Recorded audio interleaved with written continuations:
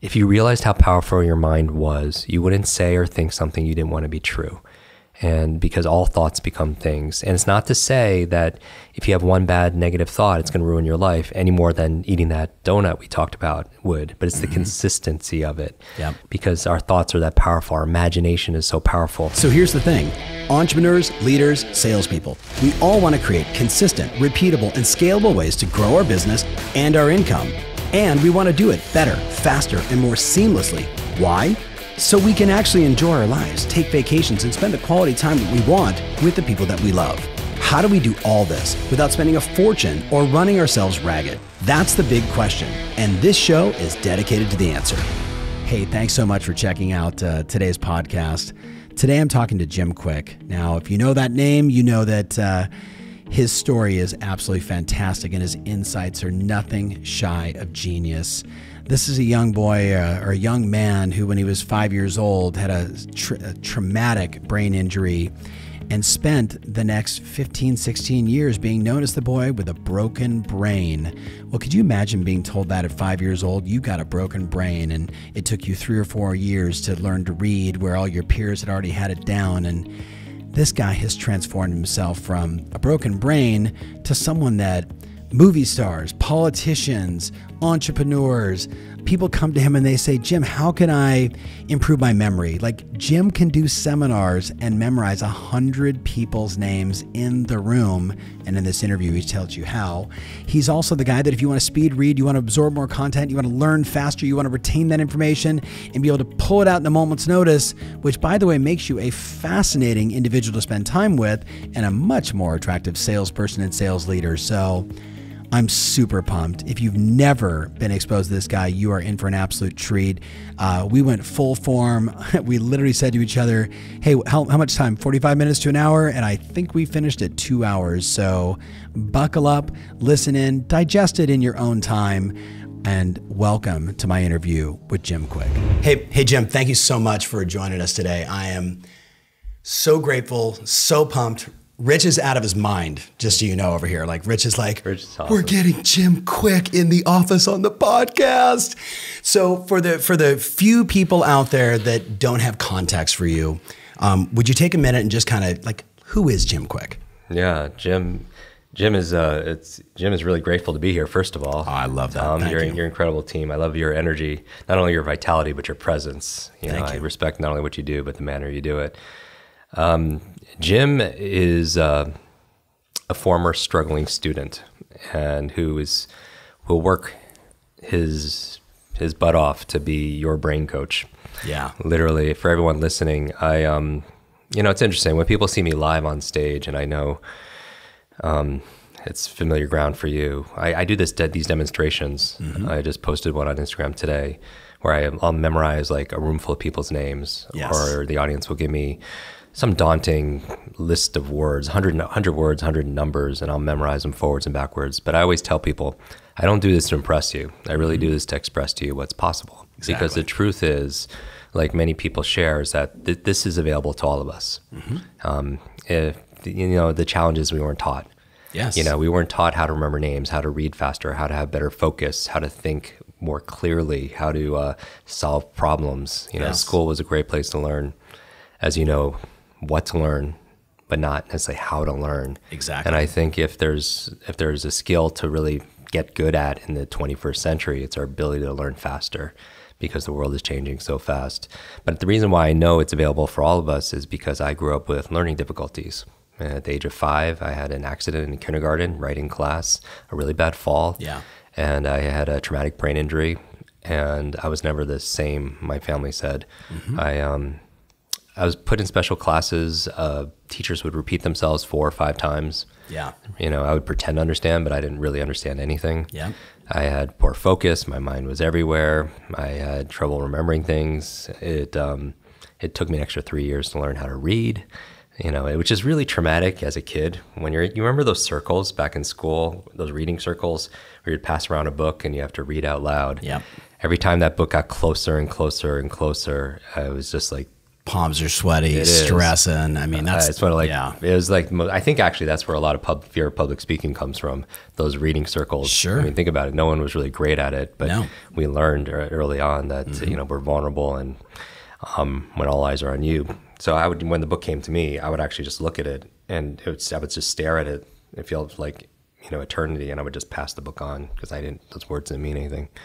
At the age of 9, I remember in class, the teacher pointed to me in front of the whole class and said, "That's the boy with the broken brain."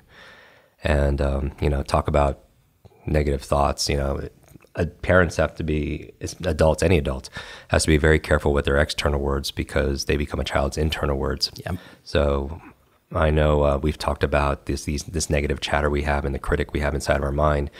We're not born, with those things inside there. We're a blank slate, but it got imprinted on me. And I remember how it manifested was every time I did badly on a quiz or a test, which was all the time, every time I wasn't picked for sports, which was all the time, I would say, it's because I have the broken brain. That became my inner dialogue. But when I turned 18, I wanted to make a fresh start. I was a freshman in college, and I wanted to show the world, show myself that I could really do it, make my parents proud. They had immigrated here, that story. We didn't speak the language. We lived in the back of a laundromat. Didn't have the money, didn't have the education, didn't have any kind of resources or anything like that, or know anybody. But so I want to make them proud, and I did worse. And I was ready to quit school because I didn't even have the money to be in school, and I thought there was just something wrong with me. And when I was ready to quit, a friend's like, "Hey, I'm going home this weekend to see my family. Why don't you come with and get some perspective?" And this word perspective, when we're talking about accelerated learning, I know we're going to talk about how to have focus and remember names and master your day. It's perspective. It helps have a different point of view when you change people, when you change place. And so I go, and the family is pretty well off. Father walks me around his property before dinner and asks me a simple question. And that's another thing, perspective, the power of questions. And he asked me a question, which was the worst question you could ask me at the time. He says, "Jim, how's school?" Which is like, I just start bawling because I have so much pent up pressure. And I tell him my whole broken brain story and how I was going to quit school and disappoint my parents. And I was really lost. And he's like, "Jim, well, why are you in school?" Another question, right? Mm-hmm. What do you want to be? What do you want to do? What do you want to have? What would you like to share? And honestly, Tom, I didn't have an answer because no one's ever asked me that question before. Sure. And it's interesting in our life when we ask a new question, we get new answers. And I go to answer him, and he pauses, and he reaches in the back pocket, and he takes out a notebook, and he takes out a couple of sheets, tears them out, and makes me write down my answer. And another principle of success is just writing these things down, right? Writing down our dreams and our goals. And I've never done that before. And when I'm done, I fold up the sheets to put in my pocket, and he grabs them out of my hands, and I'm freaking out because I wasn't expecting him to see. I mean, these are intimate things I've never even thought of myself or shared with anybody. And he's reading my darkest, deepest dreams, everything. And when I say darkest, but like hidden, these are the dreams I've never shared with anybody. And when he's done, he looks at me, he's like, "Jim, you are this close to everything on that list." And he spreads his index fingers about 8 inches, maybe a foot apart.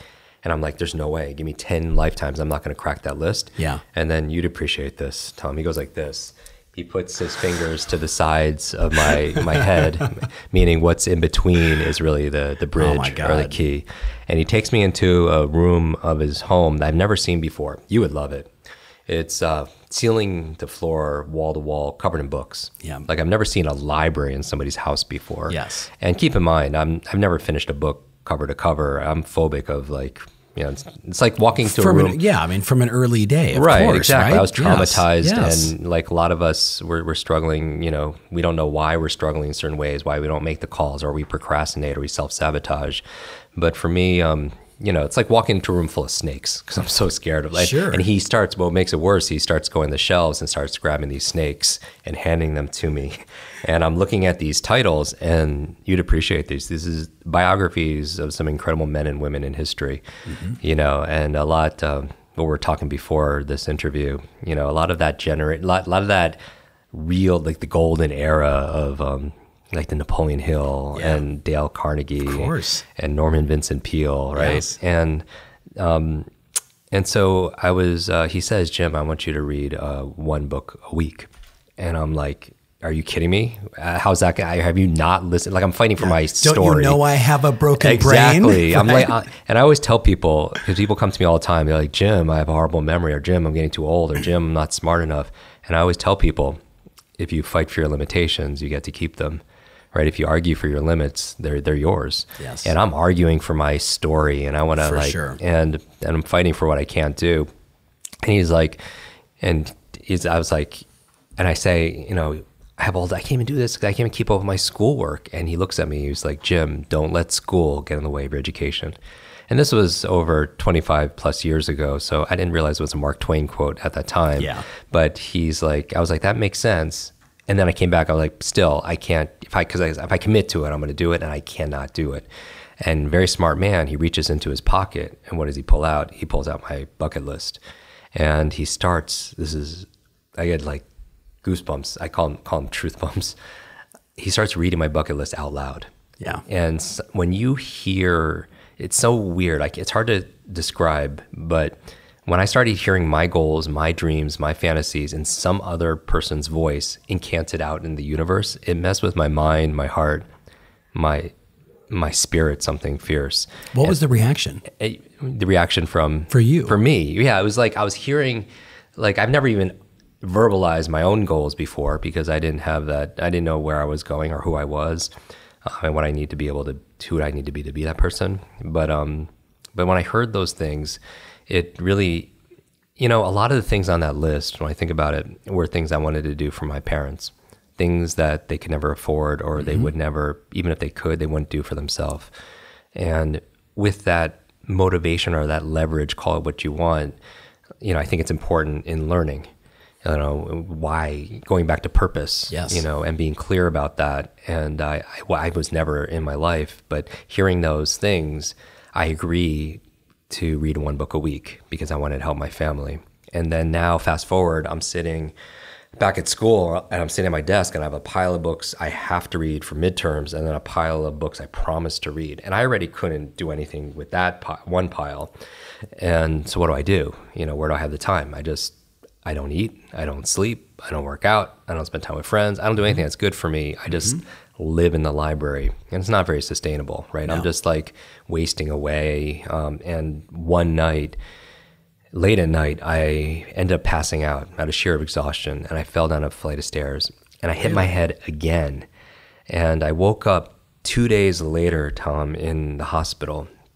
And I don't know if anyone's had this experience where they just blacked out or passed out, but I woke up and I didn't even know where I was, and I thought I died. And maybe part of me, wished because I didn't know, like, everything was hard in my life. I thought it was unfair. I would work 3 times harder than, it's not like I was lazy. I would work, but I wasn't getting the results everybody else was getting. And the questions I was asking was not very empowering. It was like, why am I so, stupid, and why am I so slow, and all these things. And I would come up with those answers, which weren't very empowering. But I woke up in the hospital bed. I lost all this. I was down 117 pounds. I mean, I was like when I say wasting away, I was hooked up to all these IVs. It's dehydrated. And I thought there has to be a better way. And when I had that thought, the nurse came in at that exact moment and brought me a mug of tea. And on the teacup was a picture of Albert Einstein, like a genius, right? The opposite of what I thought I was. And it had one of his quotes, and we've all heard it in different iterations, in different forms, but basically it said, the same level of thinking that's created your problem won't solve your problem. And again, it made me ask a new question. I was like, what's my problem? And I was like, my problem really is I'm a very slow learner. And I was like, okay, how do I think differently about it? I was like, well, maybe I could learn how to, learn faster or learn better. And I asked that new question. And I was like, well, how do I do that? And I was like, oh, school. So I asked the nurse for a course bulletin for next semester's classes, and I look at all the classes, and they're all classes, again, on what to learn and what to think, but not how to learn and how to think. Yeah. Math, history, science. I mean, important classes, but not classes on how to study, how to listen, how to be able to have empathy and social intelligence and connect with somebody and, process information, take notes, all that stuff. And so I put my studies aside, because that wasn't doing very much good anyway. And I just started studying this active studying. Like I wanted to solve this riddle, this puzzle. How does my brain work so I can work my brain?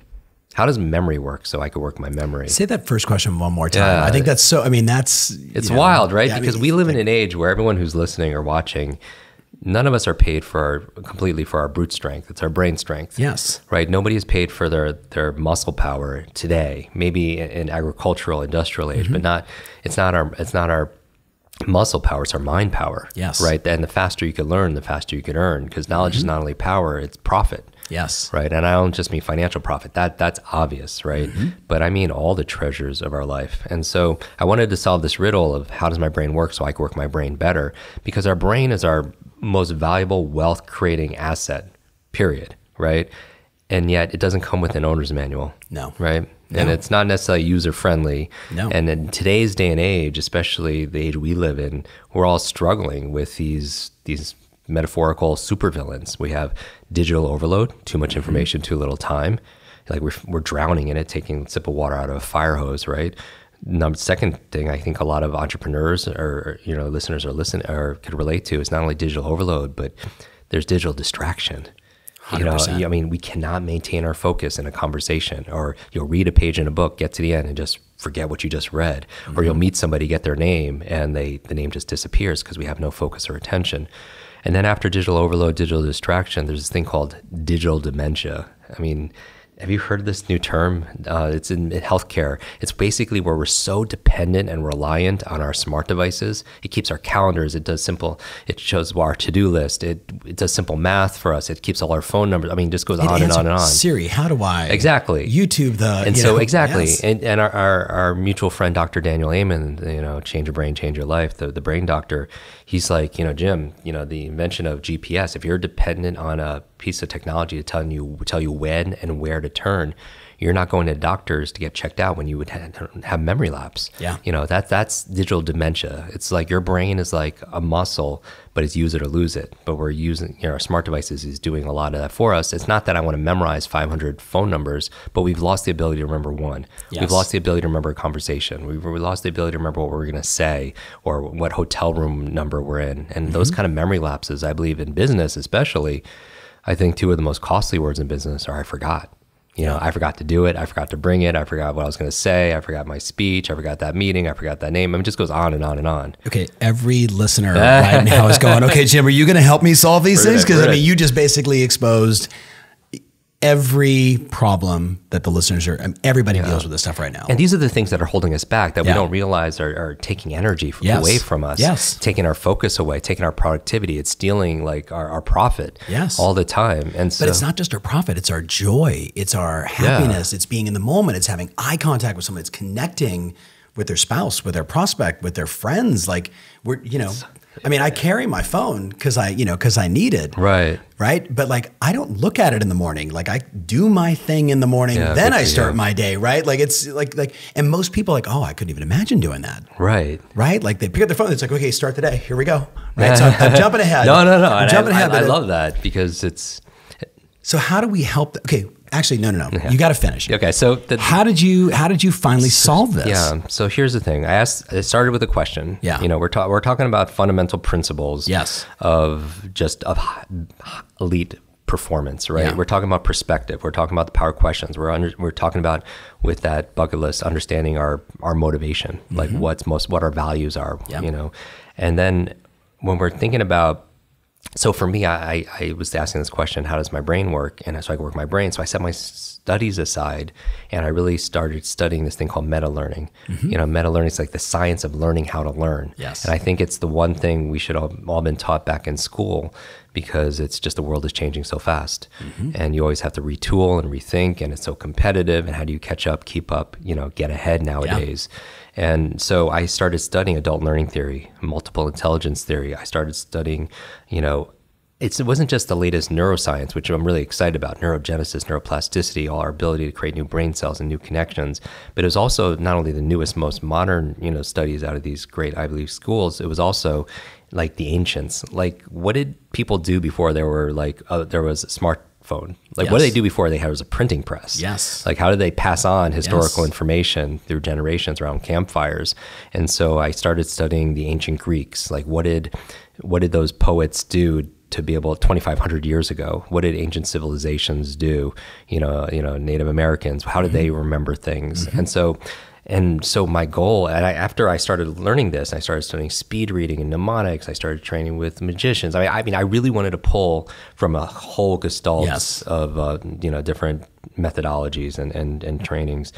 And about 60 days into it, Tom, a light switch just flipped on, and I started to understand things, like really for what I felt like the first time. Yeah. I started to have better focus. I started to process information, and not only process it, but retain it, and also apply it. What a concept. I believe the biggest lie in the personal develop in an industry or any performance training is this thing that we grew up with learning, saying that says knowledge is power, right? It's not completely accurate, because knowledge in itself is not power. It has the potential to be power, but it only becomes power when we apply it. Applied knowledge. And people think that if they just buy a book or a course or whatever, because the truth is all the books, podcasts, videos, coaching programs, none of it works unless we work. Bingo. Right. And then it sits on the shelf and it becomes shelf help and not self help. And people think they get points, just for getting all those books. I have to write that down. That's just so classic. But it's true. I mean, it's one of those things. And I know we're going to go into the tactics right now. My challenge for everyone listening is learning is not a spectator sport. No. You got to get off the bench. You got to do the work, And so if knowing, there's this cartoon, G.I. Joe, it always end with knowing is half the battle. But if knowing is half the battle, the other half is applying an action. Yeah. And so my challenge for everyone listening is to ask yourself, how can I use this? And there's 3 questions, because we're talking about questions are the answer. To take knowledge and put it into action. I just did this, a podcast episode on this. I ask yourself, train yourself relentlessly to ask these 3 questions. Number 1, how can I use this? So this is dealing with your head, right? Yep. This is your creative juice, like how you learn something, which we're going to talk about how to remember names, how to learn faster. Yep. Ask yourself, how can I use this? The second thing I would ask yourself is going from your head into your heart. Why must I use this? Yeah. Because a lot of people, they know what to do, but they don't do what they know, because common sense, as we talked about, is not common practice. And so, like, why must I use this? And this is the drive, right? This is your values, and this is what's going to get you up. Like, who's counting on you? I listened to your recent podcast. Like, who's counting on you to like be your best version of yourself? That superhero version of yourself, right? Like, so that's your why, which is the second H, which is the heart. And then when you go from there to your hands, head, heart, hands, which is really the implementation. You're right. Really, where you're going from information to inspiration to implementation. The third question you ask is, after you ask, how can I use this? Why must I use this? Is when will I use this? Obsessively ask, when will I? I think one of the most downplayed, like the most powerful productivity performance tool we have is our calendar. Yeah. But most people, they'll schedule their doctor's appointments or client appointments or investor meetings, but they'll never schedule the things that their workouts, their journaling, their meditation, right? All the other personal growth that they have to be able to do, because in order for your business to grow, your income to grow, we need to grow, right, at the source. And so ask yourself, when will I use this? So how can I use this? Why must I use this? And then when will I use this? And unless it's in your calendar, it's not going to happen, right? It's just not. Has he been listening to my podcast? So the cornerstone of what I talk about is if it's not in your schedule, it doesn't exist. I love that so much. I mean, that's it. So I got to back up just for a second, because when you have that moment, I felt like a mutual friend, Tom Bilyeu, right? Like it's Neo in the Matrix when he finally realizes, I can jump, I can fly, I can stop bullets. Like you had that moment, but you earned that moment because you did the work. Yeah. Can you speak to that? Because I think people we want that that aha moment. Like, right. But if I don't do the work, the aha doesn't show up. Yeah. You know what I mean? The true life-changing aha. Can you speak to that? Yeah, I can. When I said there's 3 I's, you have information, which most people have in their head. They have inspiration to use that. And this is why I love your show, because it has both, right? You inspire people, but just if somebody just inspired all the time, people be motivated but not know what to do. And if you just instruct all the time, people have a lot of information, but they're not inspired to use it. So you need a balance and a blend. So you have the information in your head, you have the inspiration in your heart, and then you have the implementation in your hands. And when you have those three eyes, I feel like then you could go to the fourth eye, which is really the goal for me, is integration. Yeah. Where it becomes you. It's who you are. Yes. And during those 60 days of studying meta learning and speed reading and mnemonics and adult learning theory and neuroscience, there was a point where it just integrated. And I just, where I realized where I had this like power where I could stop bullets. I was in a huge lecture center. I don't talk about this, but I was in a huge lecture center, still freshman year, there's a few hundred people there. And back then, there's no internet. I don't want to date myself, but we had, remember those like overhead projectors, and you had to like kind of roll them out, and so the teacher was putting notes on there, for everyone to watch, look at and take notes. And the professor put something on there, and a handful of seconds later, I start laughing out loud. Now we talk about superpowers a lot, and the reason why I talk about superheroes a lot is because I couldn't read, but I taught myself how to read by reading comic books. Yeah. Something Something about the illustrations, the story, good versus evil, hero's journey brought the words to life, and that's how I learned how to read. And you also got intent behind the words. Yes, very much so. When you see the anger, the smile, the pow, you get Absolutely. the intention behind the words, which adds so much. It makes it easier to read. It does. Makes it easier to learn. Completely. Yeah. And I really think, when we're talking, I know we're going to talk about accelerated learning, using all of that makes a difference, using all your senses and understanding drive and motivation. And so he puts a slide on the projector, and a few seconds later, I just start laughing, because growing up, my superpower was really being invisible. Because when you define yourself as the boy with the broken brain, and I don't think it came from this teacher's malintent. I just feel, I don't feel like it was. So I own that, but I didn't want the attention. I don't want to be seen or heard. Maybe I do deep down, but I didn't want the spotlight. And so, but I laugh out loud, and people look and they see me, and they probably never paid attention to me in the whole school year. And then people are like looking at me weirdly. And then about 15, 20 seconds, 30 seconds later, there was this ripple where everyone else started laughing. And what we're laughing at was this slide. It was like a riddle joke that he put on there. But because I had these quote unquote superpowers that I was developing, I read it and processed it really fast, and that's when I realized, I was like, wow, I could, this like Neo stopping bullets kind of thing. Yes. And so when I got to 60 days into it, my grades just skyrocketed, and not only my grades, but my life. You know what I mean? That was this was the one thing that was my kryptonite that was holding me back, my Achilles heel. And when I had that moment, I was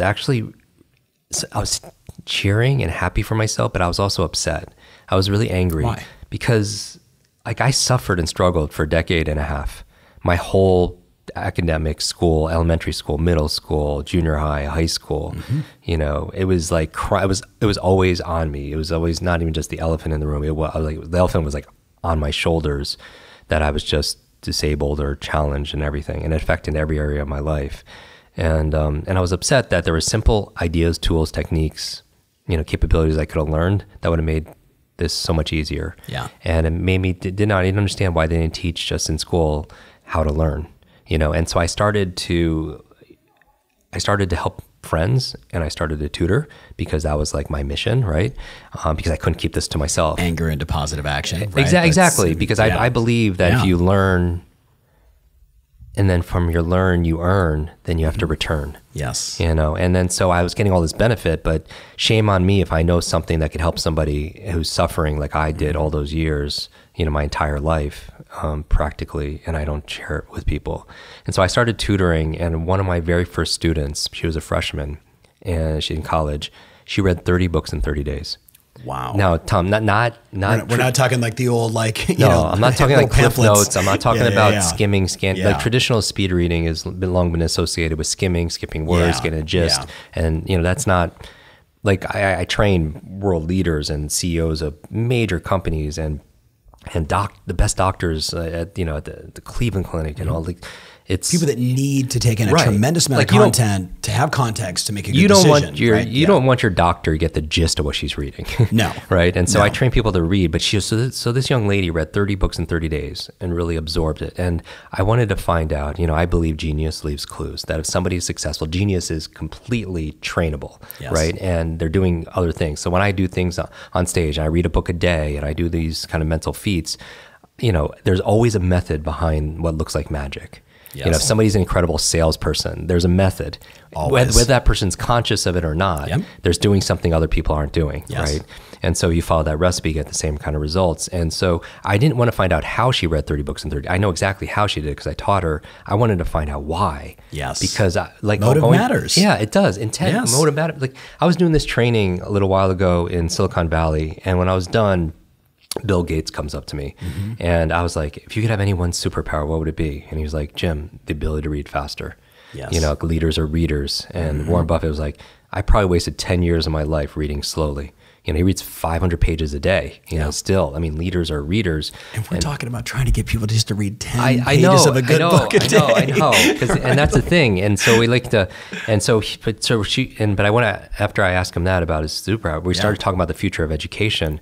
And Bill was like talking about it from technology. Now that classrooms don't have four walls, like people are watching this all around the world, right? And learning. And I was talking about from a theory, adult learning theory, meta learning.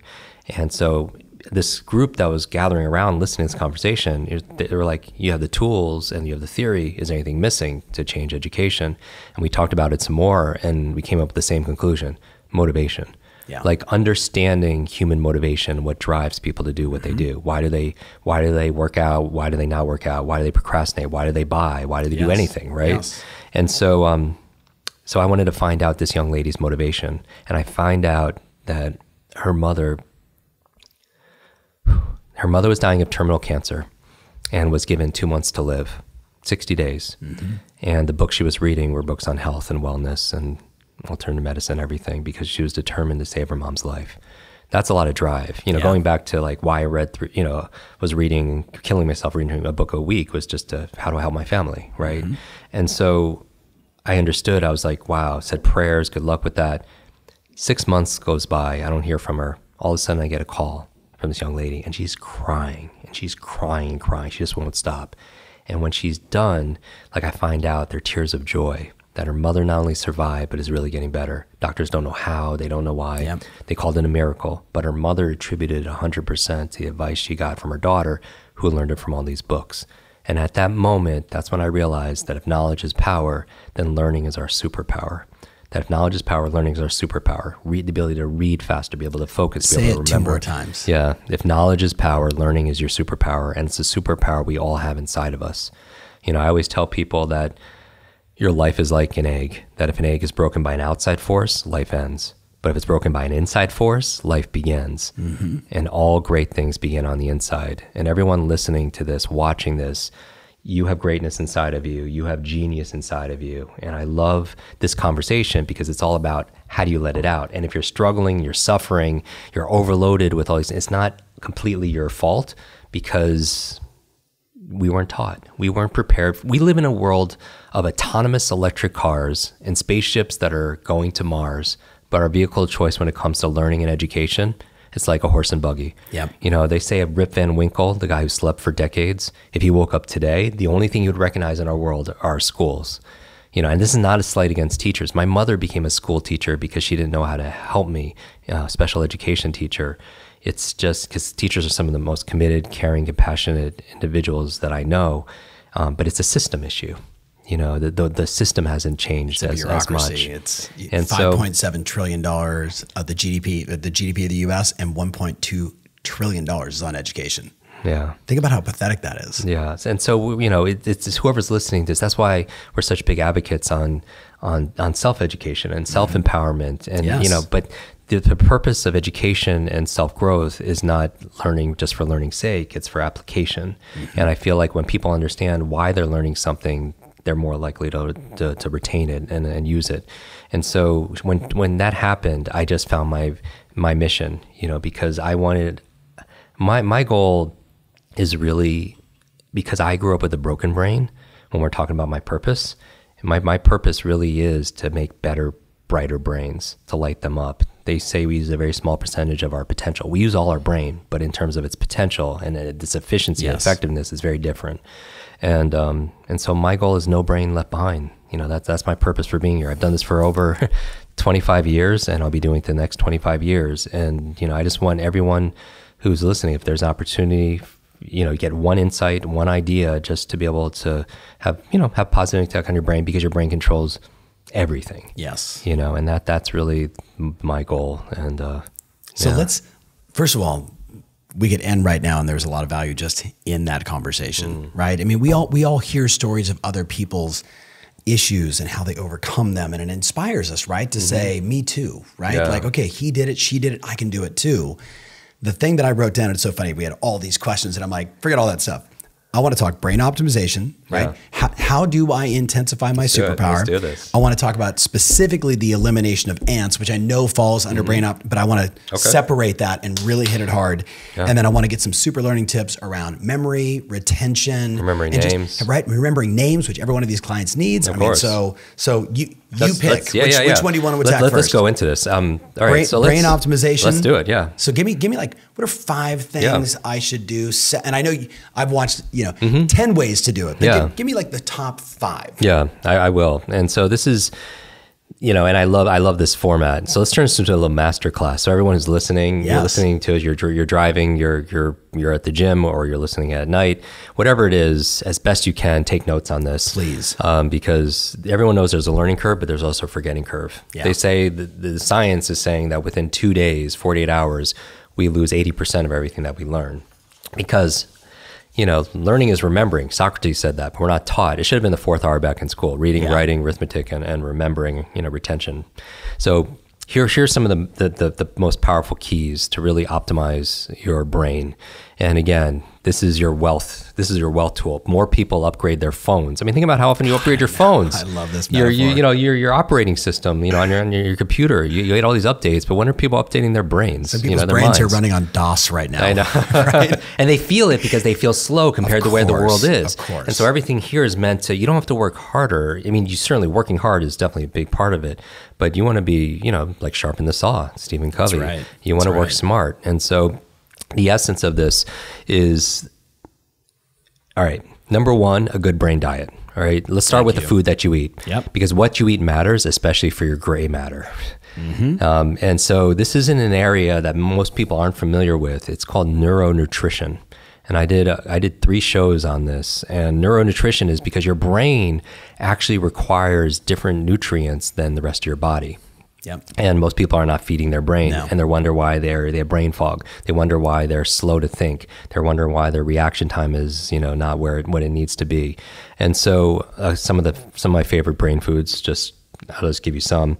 And I recommend everybody talks to their functional medicine doctor. Get your blood work done. Exactly. See nutrient profile. Exactly. And then also, your biome. Maybe certain foods that you're eating could be creating the challenges that you're having. Yes. And people don't know, because that's your gut is your second brain. Yes. And there's a huge connection between the two.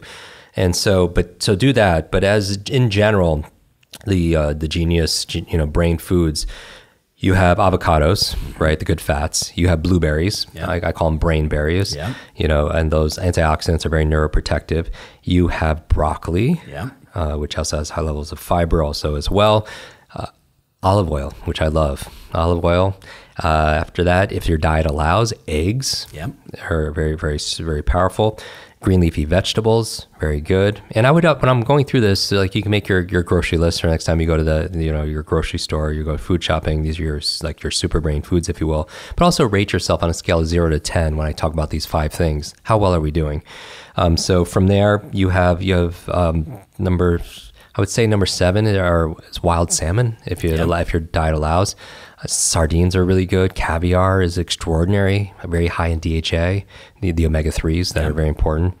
From there, I would say turmeric, the spice, that golden. I make in the morning, sometimes I'll make this golden milk, which has turmeric, pepper, which helps you absorb it about 500% better, a little bit of honey and some almond milk heated. It's wonderful. It lowers inflammation, and really inflammation is the name of the game, because you want to balance out the inflammation in your body, because that leads to a lot of challenges and degenerative diseases. And then from there, I would say walnuts are really good. Yep. Walnuts and almonds. Notice a walnut also looks like a human brain. Exactly. Which is My wife wild. just said that same thing. She goes, That's I'm interesting. eating little brains. Exactly. Right. And so you're eating, it's interesting also that the brain I don't want to get meta here, but it's the brain named itself, which is kind of interesting also as well. But there's certain foods that actually look like the organ it's serving. Yes. And I don't know if this is science, but it's definitely a good mnemonic memory strategy. Like, for example, you cut a carrot and it looks like the human eye.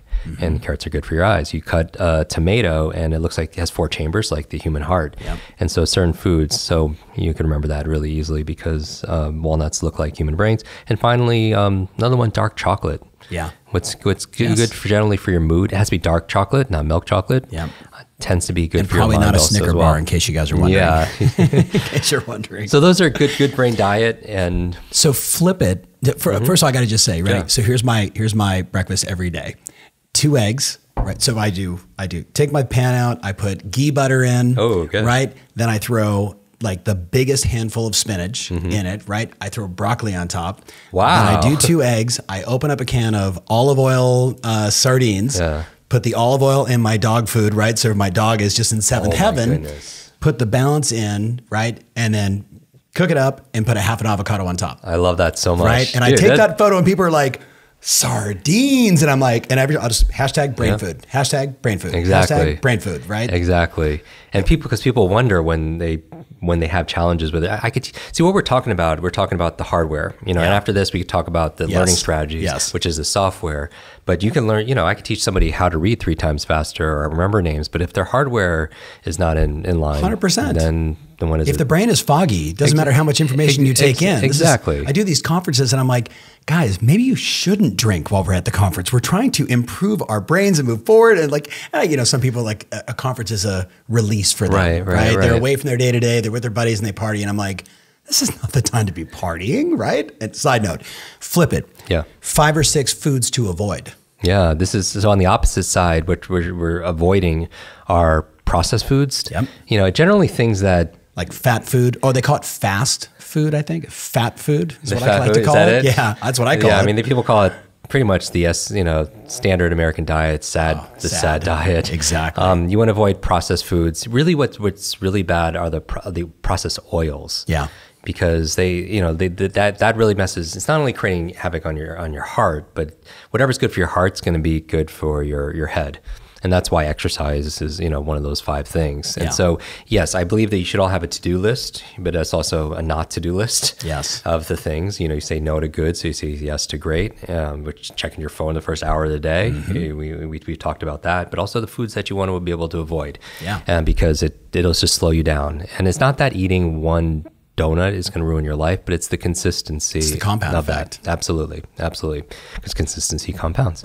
And so that's a good brain diet. Number 2, I would say, we already just mentioned it, exercise. Yeah. And it's so simple. Now notice that a coach doesn't always tell you something brand new, but tells you about what you need to be doing. And you know this because it's common sense, but we're not doing it. Yeah. So on a scale of 0 to 10, how's everyone doing with their, not just exercise. I'm not just talking about going to the gym 3 times a week, because I'm talking about movement. Yeah. Because the primary reason we have a brain is to control our movement. That's the primary reason. And here's what science is showing us. It's not just a mind-body connection. There's a body-mind connection, that as the body moves, your brain grooves. As your body moves, your brain grooves.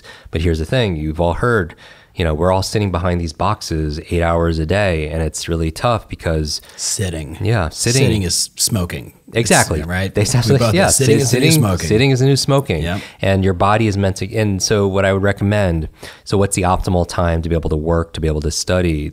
Science is suggesting it's about 25, 30 minutes. It's they call it the Pomodoro Technique, that after about 25, 30 minutes, our focus and our attention, our concentration, there's a dip. And obviously when we start losing our focus and attention, we start losing the understanding and the retention, everything that comes after that. So this is cascade effect.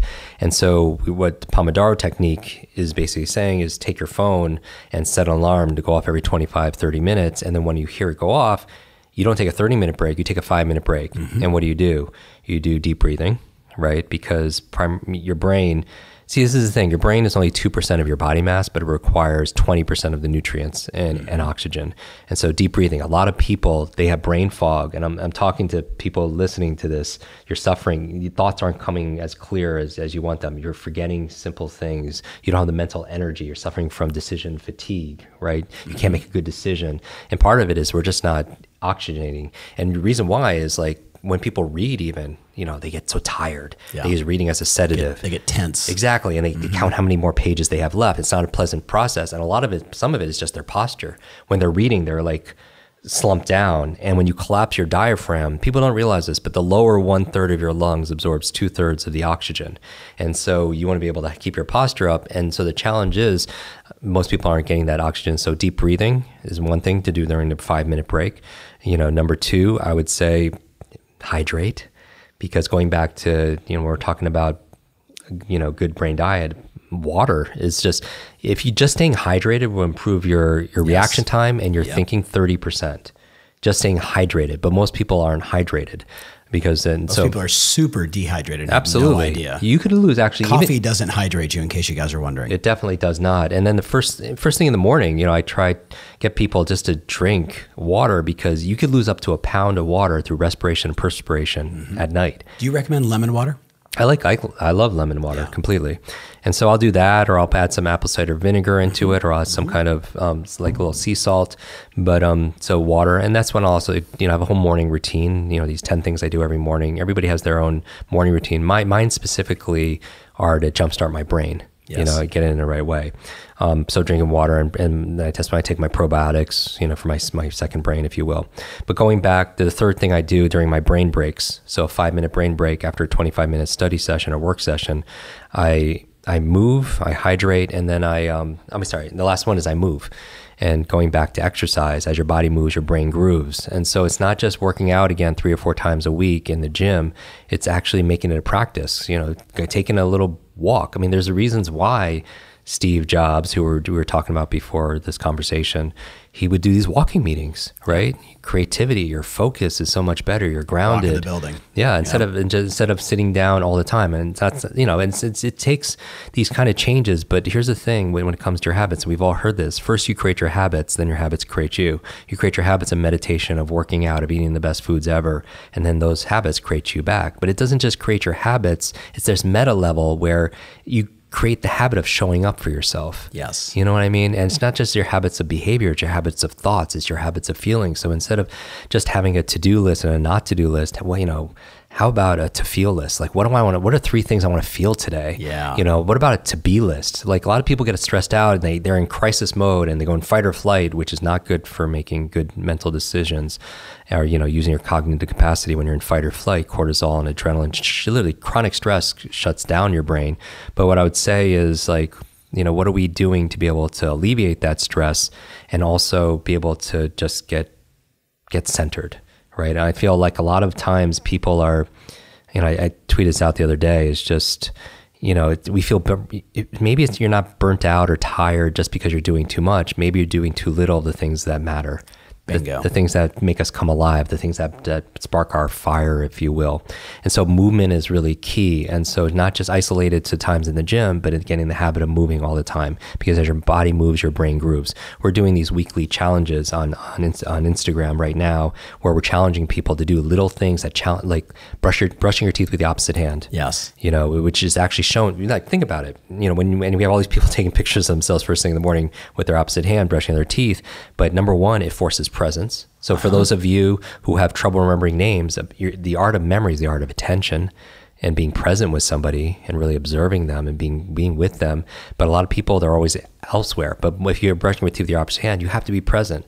And it also trains you also, on top of it, there's these cross laterals. When I'm saying as your body moves, your brain grooves, that using one half of your body actually stimulates the other half of your brain. Yep. And so that gives you mental exercise. And then the other reason I've had people brush their teeth with the opposite hand is not only does it make you present and focused, not only is it training your brain, your opposite side of your brain, but the third thing is getting used to doing difficult things. Like everybody, and this is why I love your work, because you do the deep work. Yeah. And most people are trying to avoid that. They want the pill, right? But they don't know it's not a pill, it's a process.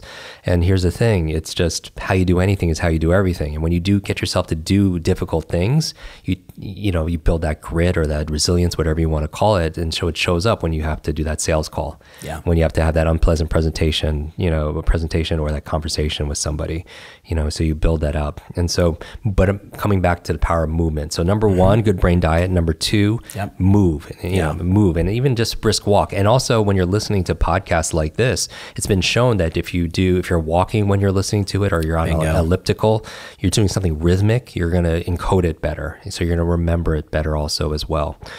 After that, man, narrow it down to 5, like what's going to those turn first the needle. 2 were big. Yeah. You and I both know if everybody just acts on completely eat the right food for your brain. Yeah. And then follow the movement pattern, right? Yeah. And I love the 25-minute work, then stop, hydrate. No, but I have the other 5. Here are the other 3. Here we go. So after that, what I would say, what's going to move the needle, give you a force multiplier, like in the military, where the same amount of input gives you multiple outputs, is this what they call the focal point, or the lead domino, if you will. You hit that first domino and you have this ripple of cascading effect in the rest of your life positively. What I would say, another one is a positive peer group. Dude, like what's great for your brain, it's not just your neurological networks, it's your social networks. It has less to do with your biology, because here's the thing, this is the truth. Research is saying conservatively, people say, oh, I'm too old, or oh, this runs in my family genetically or whatever. Genetics and biology is only about 1/3 of that potential. 2/3 of it is what we're talking about now. It's your lifestyle, and we have direct influence. Now, some people believe with epigenetics that we have 100% influence on everything, on how our genes express itself, depending on that. Some people suggest that some of these genetic challenges, or like Alzheimer's, like that's like in our genetics loads the gun, but our lifestyle determines whether we fire it or not, right? And so that makes a big difference. So 1/3. So there's no such thing as a good or bad memory. There's just more of a trained memory and an untrained memory if you do the work. And so good brain diet. And then after that, movement. The third thing I would say, positive peer group, because who you spend time with is who you become. And we've all heard that before, that if you spend time with 9 broke people all the time, be careful, you're gonna be number 10, right? And the reason why, from neuroscience perspective, is you have these things called mirror neurons, and they're in your nervous system. These are your empathy, your imitation neurons. It's when you watch sports or you watch television or movie, you could feel what the character is feeling, and it's why kids also learn so well. They imitate you, right? Yes. And here's the thing. It's not your biological networks. It's like whether someone smokes or has a habit that disempowers them, it has more to do with your social, whether your friends do that. Yep. And so your mirror neurons, the reason why you become the people you spend time with and you have to be careful and protect yourself is because you start adopting and adapting their habits, their same behaviors, their same attitudes, their same thought patterns. 100%. And that's why the world. Exactly. And that's why we become those people. Yeah. And so I would say on the other side, and we all know this, we could be around, you could do all the great techniques, you eat the best food ever, you could be moving, but if you have some energy vampires in your life, and sometimes it's our family, sometimes it's our friends. People like, why are you reading all the time? Like, why are you going to all these conferences? Why do you listen to all that stuff? Why do you have a coach? Exactly. You're doing fine. Exactly. And part of it, I believe it could be sincere, but they could be sincerely wrong, right? Family could love you. They have some kind of secondary gain. They don't want to lose you. They don't want you to outgrow them. They don't want crabs in a bucket, man. Exactly. They're like, don't cook too good. Exactly. Let me pull you right back down. Or they don't want you to get hurt or whatever it is. Yeah. But it's because we give them the power to do so. And we could choose whether or not we do that. And we talk about expectations and other people's expectations of us. You could go broke buying to other people's expectations and opinions, right? Yep. And you could become wealthy in the right peer group. Exactly. Wealthy health, mindset, relationships, empathy, abundance, money, the whole game. All of it. And the reason why I believe if people are listening to this right now, you're amazing. And I don't say that to just puff you up. I say it because you're self-selecting, you're doing the work. Exactly. You're listening. Right. You're staying aware. Most people do not show up for stuff, period. And certainly most people don't take that information and play full out. But when you do what other people don't do, you could have a life that other people can't have, and that's what's reserved for you. And so I would say, going back to, other people's opinions, it's just like I spent a lot of time in senior centers. I lost my grandmother to Alzheimer's, and I don't just spend time in senior centers just to improve their memory. I help the caregivers and such, because things that I could do. But more, I love, first of all, the wisdom, because there's so much wisdom, and I believe we can learn something from anybody, especially people who've been on this planet, for longer than we have. And so I respect that. But when they're sharing these stories, it's also polishing off their memories too. But also you hear these things called regrets, and it's interesting because, the biggest regret people have, across everywhere is just they somehow lessened their life or didn't do certain things because of what other people would think. Yeah. And I'm saying that when we're taking our last breaths, none of other people's opinions, none of our fears, none of it matters. What matters is how we lived, how we learned, how we loved, and work backwards from that. Create your great day from that. Like, what are the 3 things that are most important to me, and how do I celebrate that? And what would have to happen today in order for me to come back? At night, somebody asked me how my day was, and I was like, I crushed it today. Today was awesome. Like, who's counting on you to play your A game right now? Bingo. And because when we're in that box, and then, our coffin, there's not a lot of room for possessions, but then everyone could have the cars and all the great, toys, but there's certainly not a lot of room in there for regret. It's the poem, The Dash. The dash. The day you're born, the day you die, and that dash is all the memories and experiences you had. Yeah. Right. My son's turning 18 in a couple of days. I'm like, dude, do you want anything for your birthday? And he's like, just some more memories, Dad. Yeah. Right. There's like stuff is stuff. He's like, let's go jump out of an airplane or something. Like, let's just do something to experience life. That's why, Tom, I really love, when people talk about memory, it's not just about remembering facts, figures, formulas. That's all amazing. You can remember all of the client information, be able to give, and then they feel like you care. It's amazing. But the 3 areas, it's not just mental intelligence, it's mental health and it's mental fitness. Yes. I want people to remember things that are most important, like 3 L's especially. Number 1, you got to remember your life, because if your life is worth living, it's worth remembering. But most people don't remember those moments.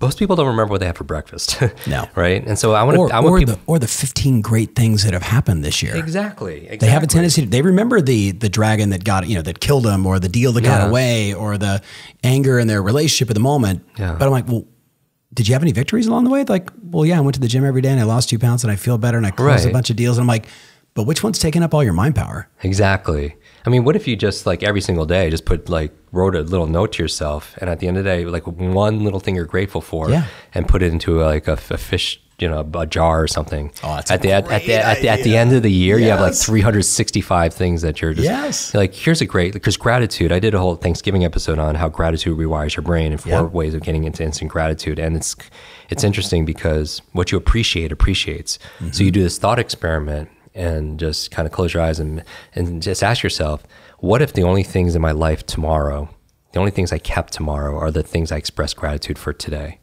That would get your priorities that would dial you in.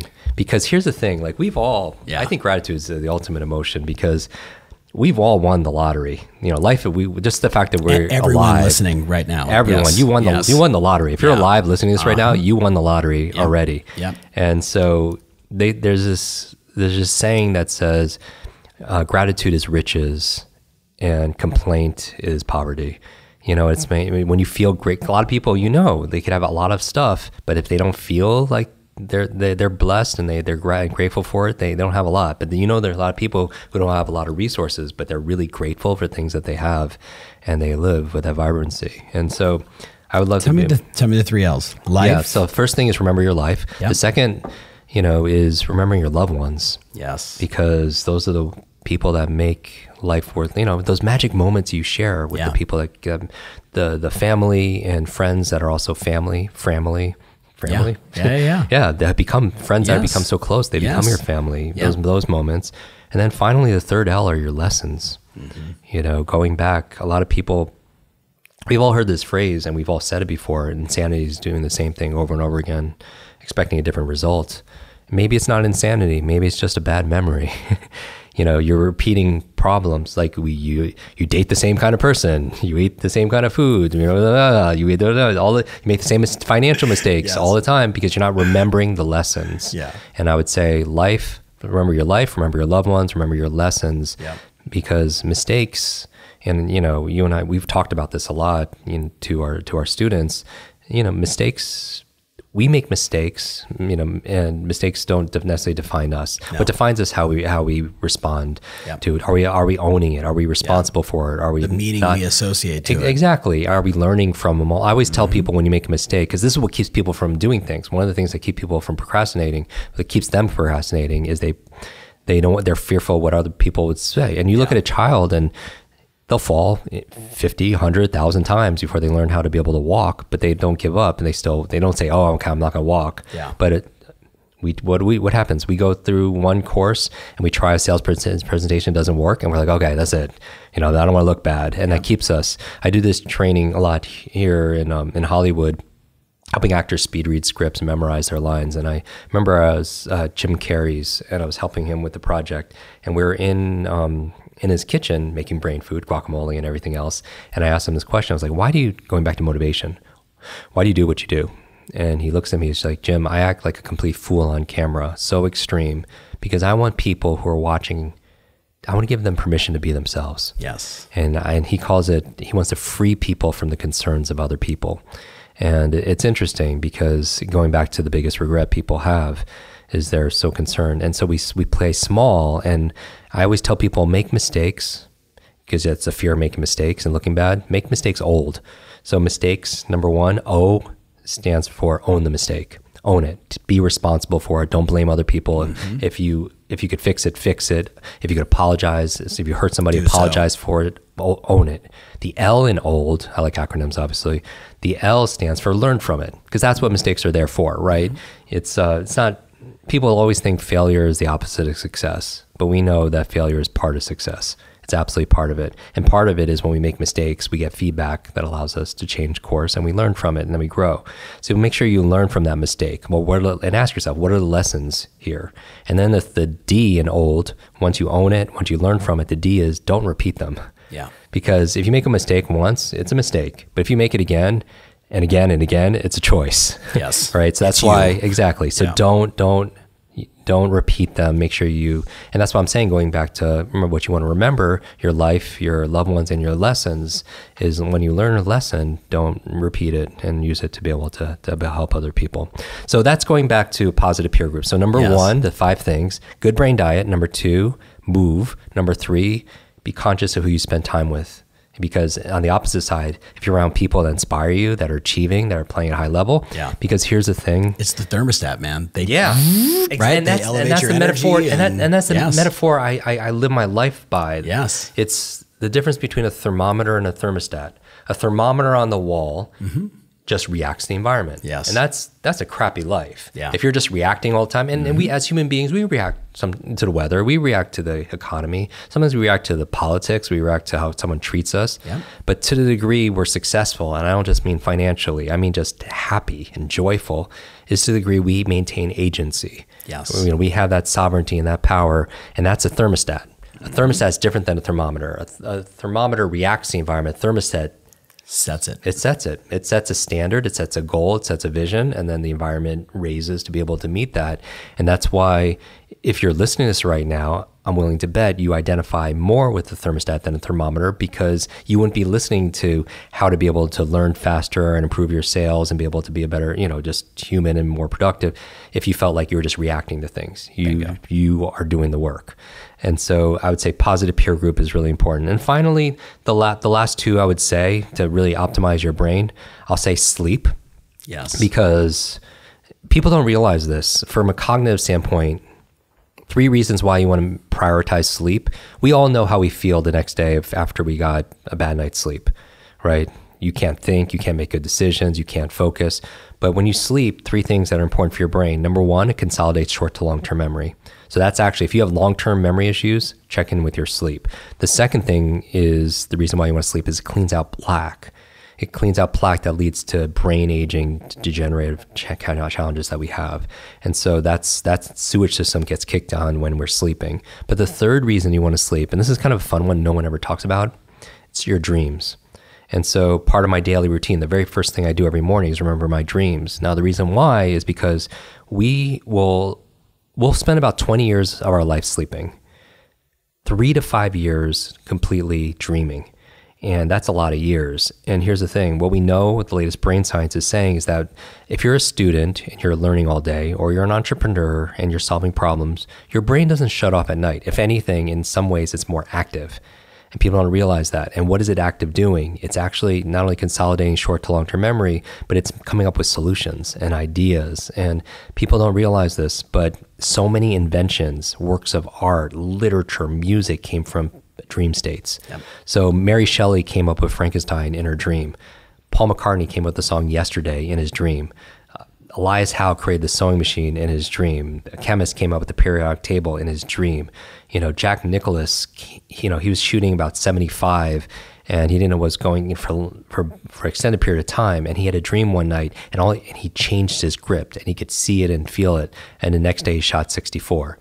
So like our dreams are very telling. Do you know that Napoleon Hill came up with the title Think and Grow Rich from a dream? Really? But he intentionally activated it. He said to his unconscious mind, tonight is the night, tomorrow's the deadline. You will find me the perfect title for this book. I just got goosebumps. It was. I literally have goosebumps. I see it. I mean, I call them truth bumps. Yes. Like that's amazing. Yes. Right. But I think that's the missing thing is that most people don't recognize you can tell your brain, I want you to work on this tonight. Mm-hmm. I mean, for people like, how do you get up at 4:45 in the morning or 4 o'clock in the morning? Like, how do you do that? I'm like, before I go to bed, I tell myself, I wake up at 4 a.m. alive, excited, and full of energy. I'm going to sleep well tonight. I'm going to have 4 deep REM cycles. You know what I mean? I'm telling myself that that's my evening shutdown, a little tea, chill, and then tell my brain what to do. I love that. Like, do you follow that philosophy? I do. Yeah. When I wake up first thing in the morning, the first thing I do in my daily routine out of my 10 things is I remember my dreams. Yeah. But I did a whole episode on 6 different things you could do to remember your dreams. Mm-hmm. And the D stands for decide. Yes. Most people never make a decision. That's why most people don't remember names. They never decide, I'm going to remember that person's name. Yes. It's important to me now. It is, exactly. Yeah. And a real decision as opposed to like a preference or an interest. Oh, it'd be nice if I remember their names. But if you decided, and then the R, well, I won't go through it. The A actually is affirming, exactly what you're saying. Affirming the night before. That you're going to dream and you're going to have these kind of dreams and solve these kind of problems. It's amazing. People realize how powerful their mind was. It's incredible. So what I would say, prioritize sleep. And there's so many different sleep hacks out there. Like my friend, Dr. Michael Bruce is a sleep doctor and he talks about 5 different things on my show to be able to optimize your sleep. And it's number 1 through 5. Number 1 is one schedule, meaning always go to sleep ideally the same time and wake up at the same time. Even on the weekends, don't sleep in. Like literally keep on the one schedule. Number 2, no caffeine past 2 p.m. Number 3, no eating 3 hours before bedtime. Mm-hmm. Number 4, no working out within the last 4 hours before you sleep because you're stimulating yourself. And number 5 is give the sun a high five first thing in the morning. So when you wake up, ideally watch the sun come up, because it balances out your circadian rhythm. The circadian rhythm. I was just in this conversation with a buddy of mine yesterday who he's so into this that he now wakes up to the sunrise, and now he lives in Portland, and he says basically as the sun goes down at 7:30, he said we turn all the lights off in the house and we light candles. Amazing. And he's like, and we go to sleep, we walk around, you blow out all the candles, and he's like, and we go to sleep at 9 o'clock. He wakes up at 4:30, 5 o'clock in the morning every day, and he's following the circadian rhythm, right? It's extremely powerful. And this guy is a genius brander, marketing guy, like super out of the box. And that's what I'm saying. Genius leaves clues. No matter what your area of genius is, if it's art, it's technology, it's fashion, what have you, as a journalist, whatever it is, it's just they're patterns. Yeah. And that's really what genius for me is pattern recognition and seeing, in sales, you see things other people just don't see. Yes. And then when you point them out, it's like, oh, now I see that. And then you can never look at it the same way or act the same way around it. All of our clients listen to this. We talk about R&D, right? In the traditional corporate America, they're like, oh, you mean like, I'm like, no. Rip off and duplicate. Right. Rip off, find the patterns that are working. Right. We say run plays that work and stop doing dumb shit. Right, Like exactly. run plays that work, fine. Like Jim runs a play, it works. He's super healthy. He's got a great life. He's got a, I'm going to run that play. Exactly. Do you know what I mean? Like over and over and over, and get used to that, used to running plays that work. And that's the fastest way to accelerate is to have a mentor, have a coach to be able to be able to guide us through that process. And so sleep, optimize it. And then the other thing, so we're always talking about to do, what not to do, the foods to eat and the foods not to eat and everything else. What I would say is for this is don't look at screens late at night. Yes. Because the blue light that's emitted off of a laptop, off of an iPad, off of your phones, it tricks your brain into thinking it's still daylight, and you cease the production of melatonin, which helps you to relax and be able to fall asleep. Or if you're going to do those things, like use Flux or Iris or something that pulls the blue light out of there. Go to the black and white screen. Exactly. Yep. Or wear the blue blocking glasses or something like that. And so all those things are really important. So what I would say is, so that's number 4. What's 5? What's number 5? Yeah. Let's talk about the one we were going to transition that you mentioned. Let's talk about killing ants. Yes. Perfect. Automatic negative thoughts. And that's a term by our mutual friend, Dr. Daniel Amen. Yep. So killing ants is clinically proven to be good for your brain. And ants. So say it again. What's an ant again? Automatic negative thoughts. And so this is that critic inside that was just like, I have the broken brain. I'm not smart enough. I'm not good enough. Yep. And the reason again is if you fight for your limitations, you get to keep them. I believe my last name really is Kwik. I didn't change it to do what I do. My father's name was Kwik. My grandfather's name was Kwik. My life was pretty much planned out. I have to be careful when I'm driving because you don't want to get pulled over speeding because you're not going to talk. You're not going to talk your way. You're not going to talk away. Sure, Kwik. You're going 90. Right. I had to be a runner back in school, so I run, which is a lot of pressure when name is Kwik. Yes. But I remember I was preparing for a marathon, and I was reading a book on the preparation, the training of it, because I've never done it before. And I was looking at one of the chapters was the psychology. That's what I was very interested in because I'm a runner, so I feel good there, but what was the mindset? And it said this in the first paragraph, verbatim, because I'm a memory expert. It said, your brain is like a supercomputer and your self-talk is a program it will run. So if you tell yourself you're not good at remembering names, you will not remember the name of the next person you meet because you program your supercomputer not to. Here's the thing. Man, that is so powerful. It is. Your brain is like a supercomputer and your self-talk is the program it will run. So if you tell yourself you're not good at remembering names, you will not remember the name of the next person you meet because you program your supercomputer not to.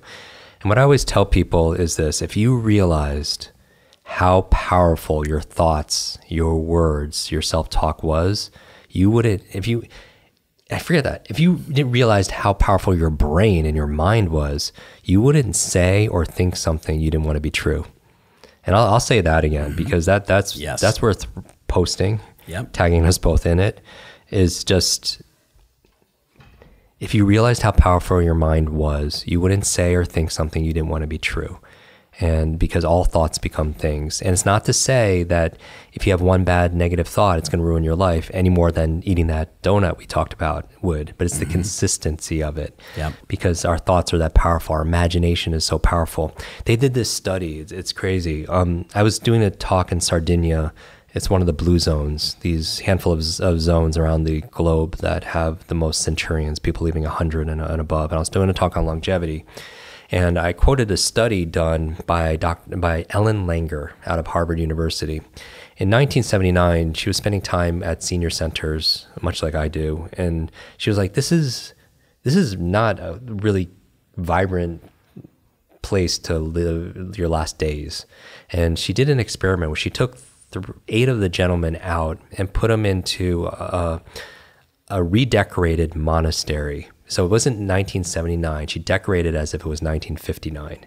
And so these gentlemen got out of the van and they a lot of them had canes and they were kind of struggling to get into there, but they were told this, I want you to pretend it's 1959 again. So when they walked into their living quarters, they had television shows, black and white television shows from 1959. The cover of Time magazine was from 1959 with that current news. They took all the mirrors out of there so they couldn't see themselves. And they were told for just the next week, just pretend, live. It's 1959. It's 1959. And before they put them in there, they tested their biomarkers. They tested their senses, their sense of sight, their sense of hearing. They tested their focus, their memory. They tested their strength, their physical strength. They took a picture of them before they went in. And then at the end of 7 days, they came back. And it was like that movie Cocoon. They were just like, it's so interesting. When they came back, they tested them. They were physically stronger. They had better eyesight. They had better sense of hearing. And cognitively, they had better focus and a better memory after just 7 days of living in that environment, listening to that music. Yep. And that's how powerful your mind is. And they also took a second picture of them when they came out. And a lot of them came out, they weren't using their canes or anything. It's like this. It's amazing. You could look at the study because they've replicated this in London, in the UK. They replicated in South Korea. But they took pictures of them and they showed the focus group before and after photos, and they said which one's the older photo, and they all thought it was the most recent photo because they actually looked younger also as well. Bingo. And that's the power of our thoughts. That's the power of our imagination. And what I would say is you control this. Right. And it's never going to be perfect. So the goal is not perfect. It's just progress, just like with our diet. It's never perfect. So many people are so stressed out with their diet, it cancels any positive effects it's having because they're so, you have so much anxiety around it. Same thing with your thoughts. Your thoughts, keep them as positive as possible. You want to be able to kill those ants. Now, how do you go about doing that is really the question, right? Yeah. So a couple of tools, and we've all heard these things before. So I'm just going to encourage you to do them. Common sense to common practice. Exactly. So here's here's the ways. So meditation is a powerful tool. I meditate twice a day for 20 minutes a day. And for me, it's not about becoming all Zen and going to different astral planes. Nothing about that. It's about me separating me. It's a training that allows me to know I'm not my thoughts, because people think that meditation is, my meditation coach, Emily Fletcher, just has a book called Stress Less, Accomplish More.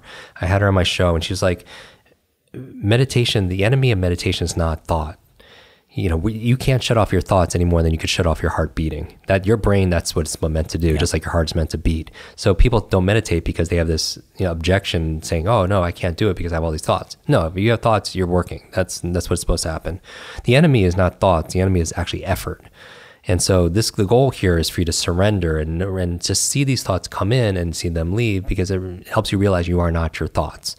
And so there's a gap between stimulus and response where there's an infinite amount of possibility. And so meditation helps you to be able to separate you from those negative thoughts.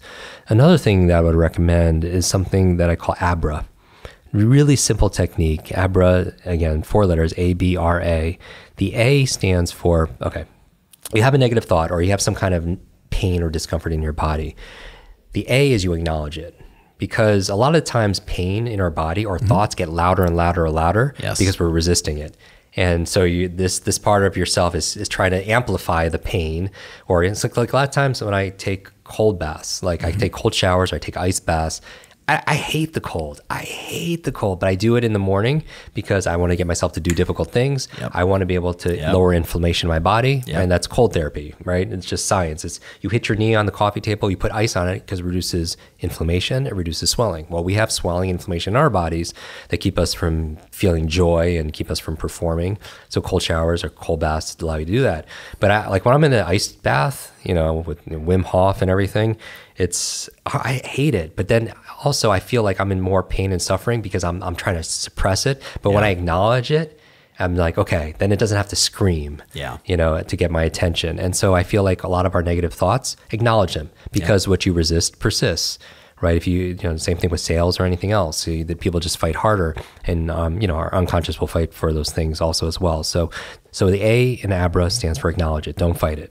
And the B stands for breathe, because the way your autonomous nervous system that we have, right? We have this parasympathetic, sympathetic kind of state, and you want to spend as much time in parasympathetic because that's your rest, your digest, your repair, your recovery. Most people are just amped up all the time, which is really hard for them to be able to sleep and be able to perform. And that's why meditation, all these things are helping you to down-regulate and de-excite your nervous system.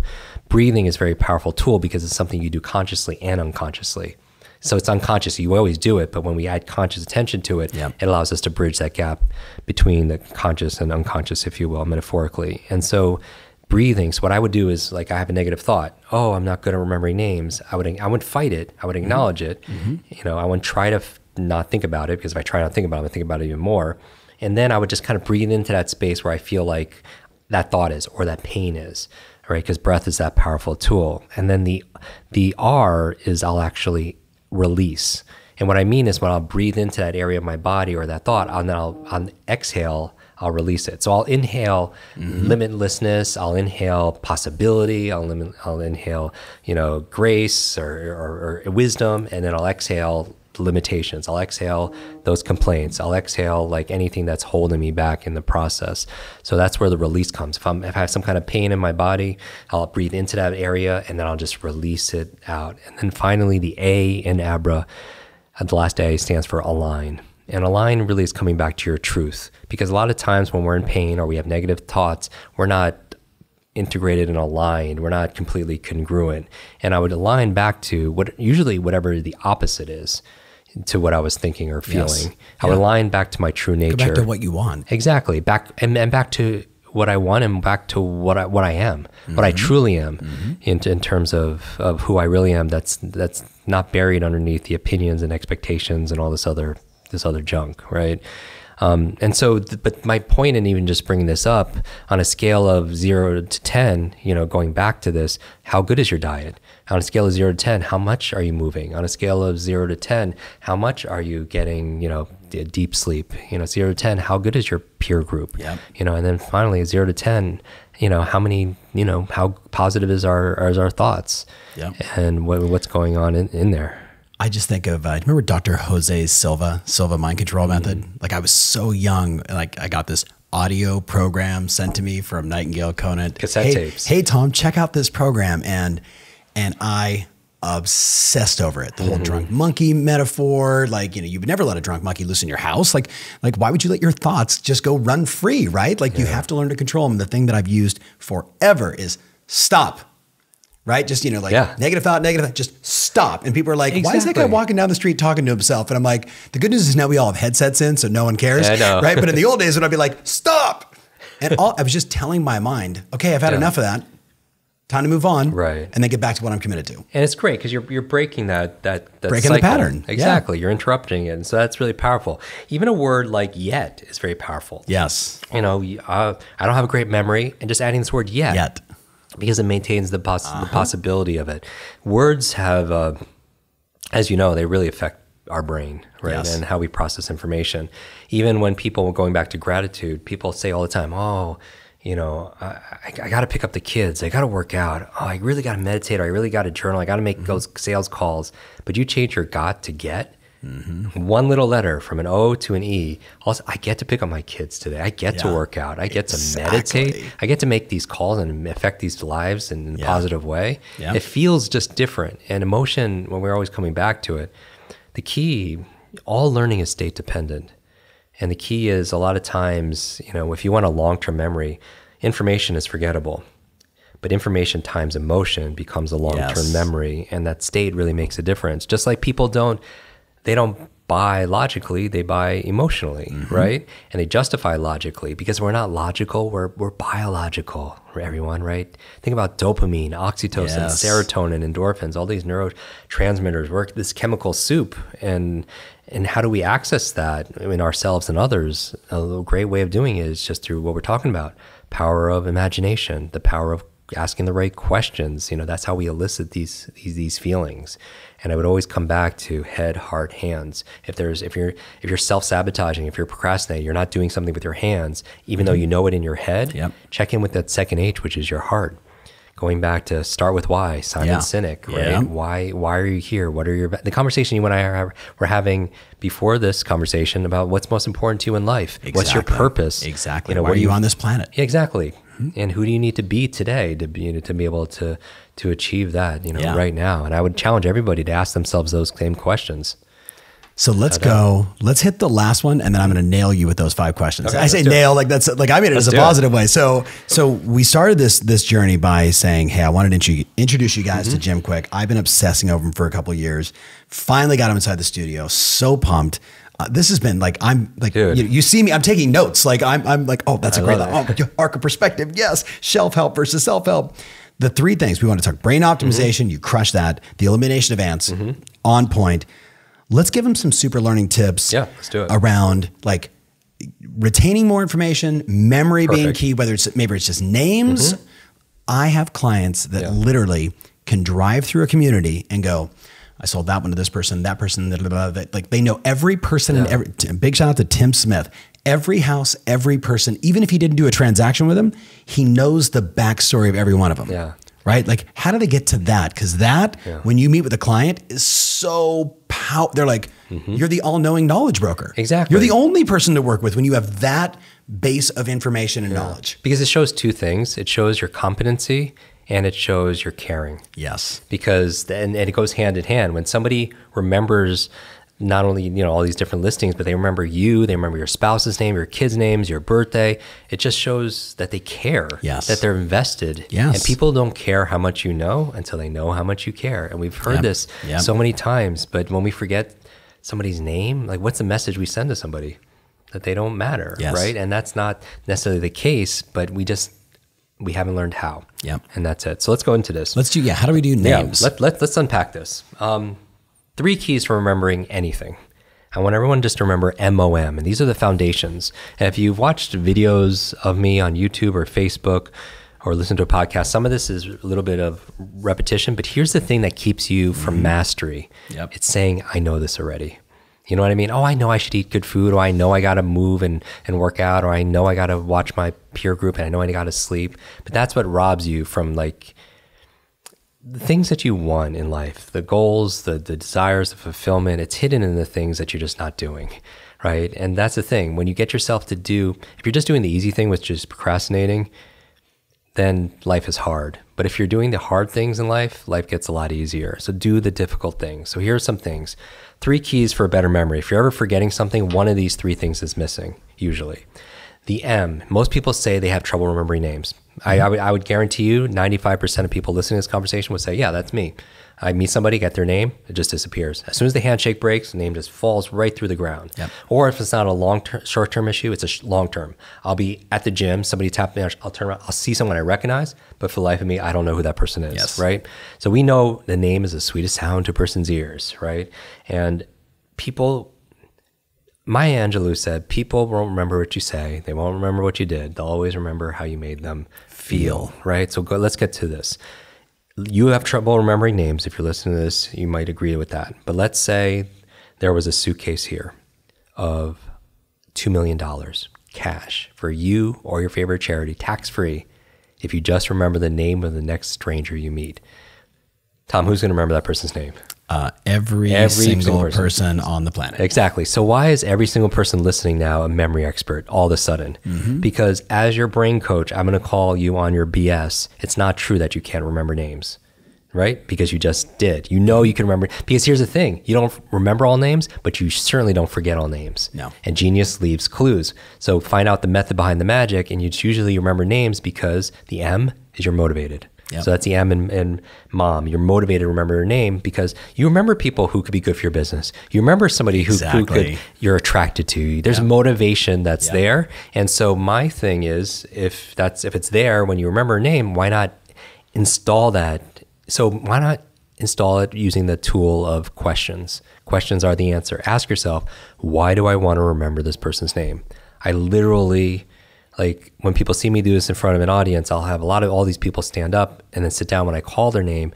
But ask yourself, why do you want to train yourself? Because if you, maybe it's to show the person respect. Maybe it's to make a new friend. Maybe it's to do some business. Maybe it's to practice these things that I learned on this podcast. Because if you can't come up with one reason, what's going to happen? You won't. Because reasons reap results. Going back to the reasons, starting with why.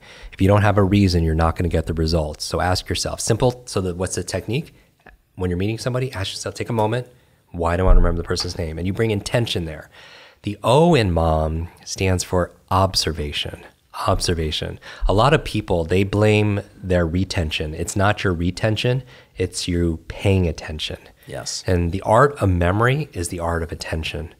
And I remember the second time I got to meet President Bill Clinton, and we were at a charity event. We only met one time a couple years before, and it was very brief. But I was sitting down at my table. I was the first one there, assigned at this table.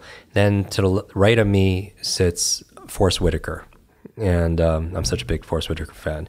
And next to him was Richard Branson, and then Ashton Kutcher, Ashton Kutcher's twin brother, and I didn't know he even had a twin brother.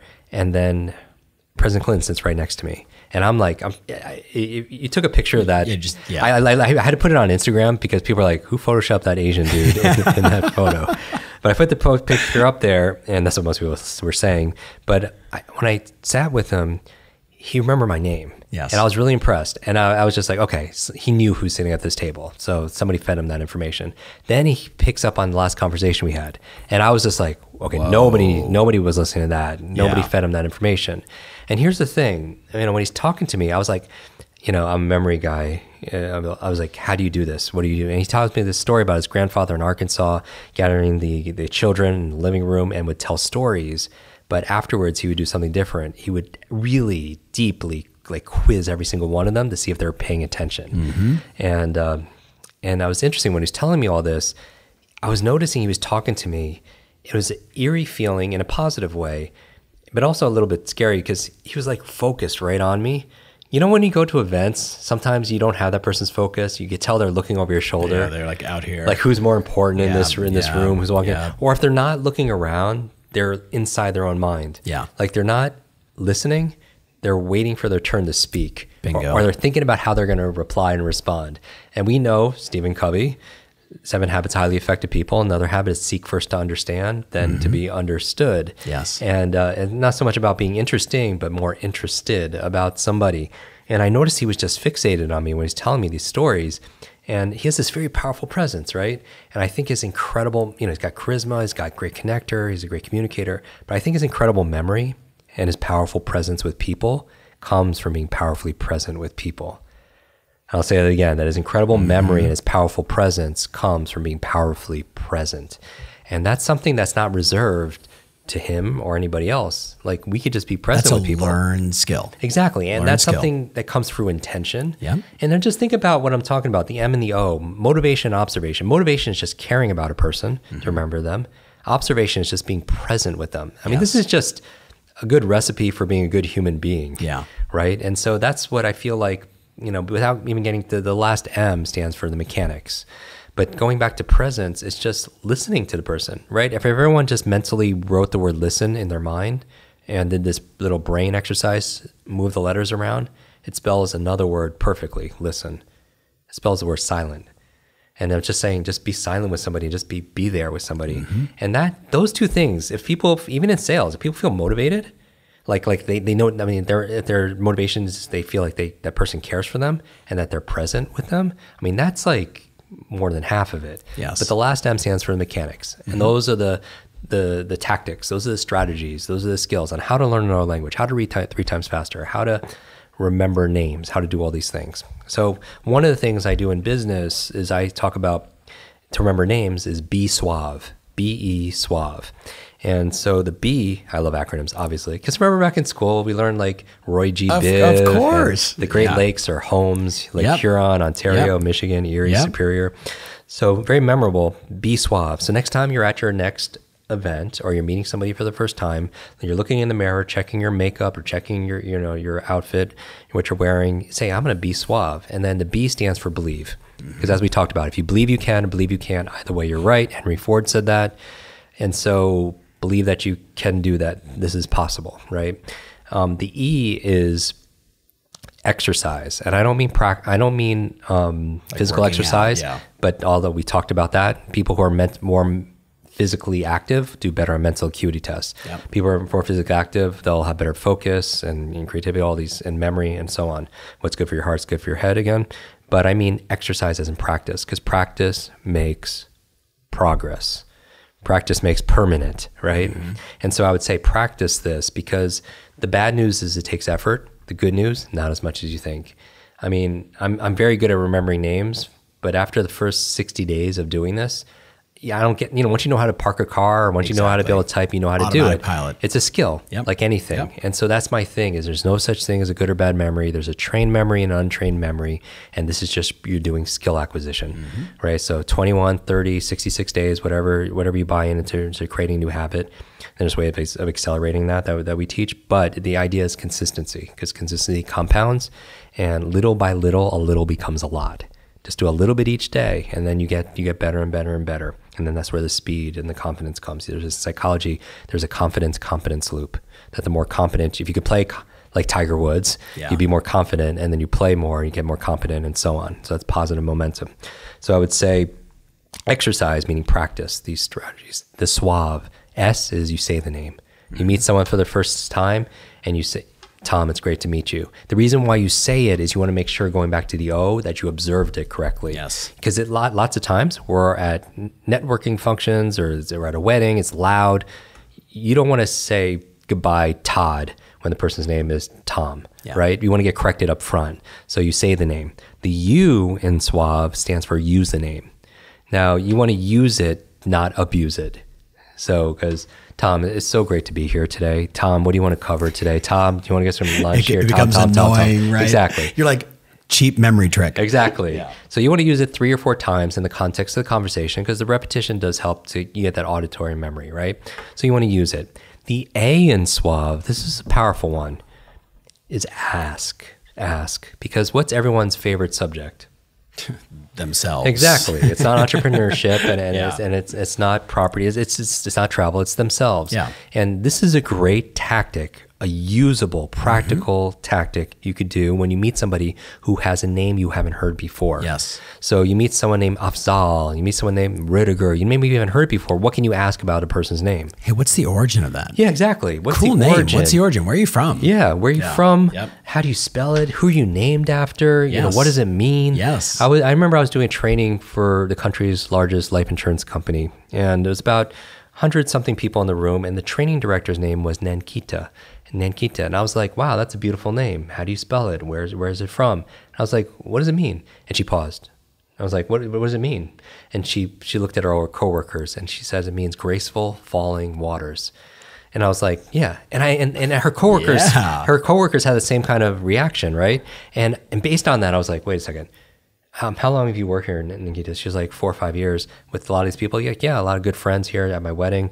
I'm like, that's interesting. I was like, to the audience, I was like, raise your hand if you knew that's what her name meant. Out of 100-something people, how many people raised their hand? I'm guessing 0. Yeah, nobody knew that's what her name is. And if a name is the sweetest, and that was like a 10-year client. Yes. I'm not saying it was just, but that just remembering somebody's name, again, it's like, thinking about we talk about information times emotion is a long-term memory. Think about the emotion associated with your name. It's probably one of the first words you learn how to spell. Think about whether your parents loved you, how much love and cheering you got from to be able to do it, kind of crappy, right? But you still you attach that emotion to your name. And so I would say, going back to this, ask about a person's name, and especially if this name you haven't heard before, and it's the sweetest sound to their ears, and they'll love it. Then finally, the V and the E in suave. The V is visualize. And what I mean by that is, I bet people who are listening to this that they're better with faces than they are with names. You go to somebody, you say, I remember your face, but I forgot your name. Yes. You never go to somebody and say the opposite. You never go to someone and say, I remember your name, but I forgot your face. That wouldn't even make any sense, right? But here's the thing. We tend to remember what we see because our visual cortex is larger in our brain. There's a Chinese proverb that goes, what I hear, I forget. What I see, I remember. What I do, I understand. What I hear, I forget. I heard the name, I forgot the name. What I see, I remember. I saw the face, I remember the face. And what I do, going back to exercise, practice makes the progress, right? And so knowing that if you tend to remember what you see, then try seeing what you want to remember. And this is an easy mnemonic, fun game you'd play. When you meet somebody, you take their name and you pretend it's Pictionary. Remember, you have to try to get the person to say the word without just by making pictures or sound alike. You draw an ear. So if a person's name is Mark, you just imagine for a split second when you're, shaking their hand that you're putting a little check mark on their forehead. And you're like, Jim, that's so childish. But who really are the fastest learners? Kids. I mean, Kids. they're so playful, Yes. right? But and that's the key for learning is that play and that curiosity, and they ask questions. And they have a sense of wonder, right? And children, you know, when I said play the other day, it's like I don't play anymore because I'm older. I was like, no, actually, I think you grew older because you stopped playing. You know, because it's a mindset. So you have to be playful here and use the power of your imagination, because that's really, you know, one of our ultimate superpowers. Because especially where jobs are going. I mean, like jobs are going to 3 A's. Artificial intelligence. This is like not even disputed. Artificial intelligence can take a lot of jobs. Automation. Yep. Think about all the software and computers are what they're able to do. And then Asia, meaning like it's being outsourced, Yes. right? And so what makes us inherently valuable as human beings is the power of our mind. And I would double down on things like creativity, your ability to solve problems. Yep. I would double down on things like strategy, right? And I would double down on imagination. Yes. Because imagination is what, you know, like you and many of your listeners have done. You take the invisible that's in your mind and then you make it visible. Yes. Right? I mean, that's leadership, and using the power of imagination and having vision, you know, shared vision in a culture. It's extremely powerful. So I would say that, you know, these kind of things we're talking about are exercising your creativity, exercising your imagination, exercising your strategy, because these are, here's the biggest takeaway. All right. You ready for the biggest takeaway for this conversation? Your life changes when you take nouns and you turn them into verbs, meaning we hypnotize ourselves with our language by our self-talk, saying things like, "Oh, I don't have focus today. I don't have motivation. I don't have creativity. I'm tired." Right, exactly. But these are things that people say that they have. But these aren't things you have. These are things you do. Bingo. You don't have energy. You do energy. You do things that give you energy, the thoughts, the physiology, the foods. Yep. You don't have motivation, you do motivation. You don't have focus, you do focus. You don't have creativity, you do creativity.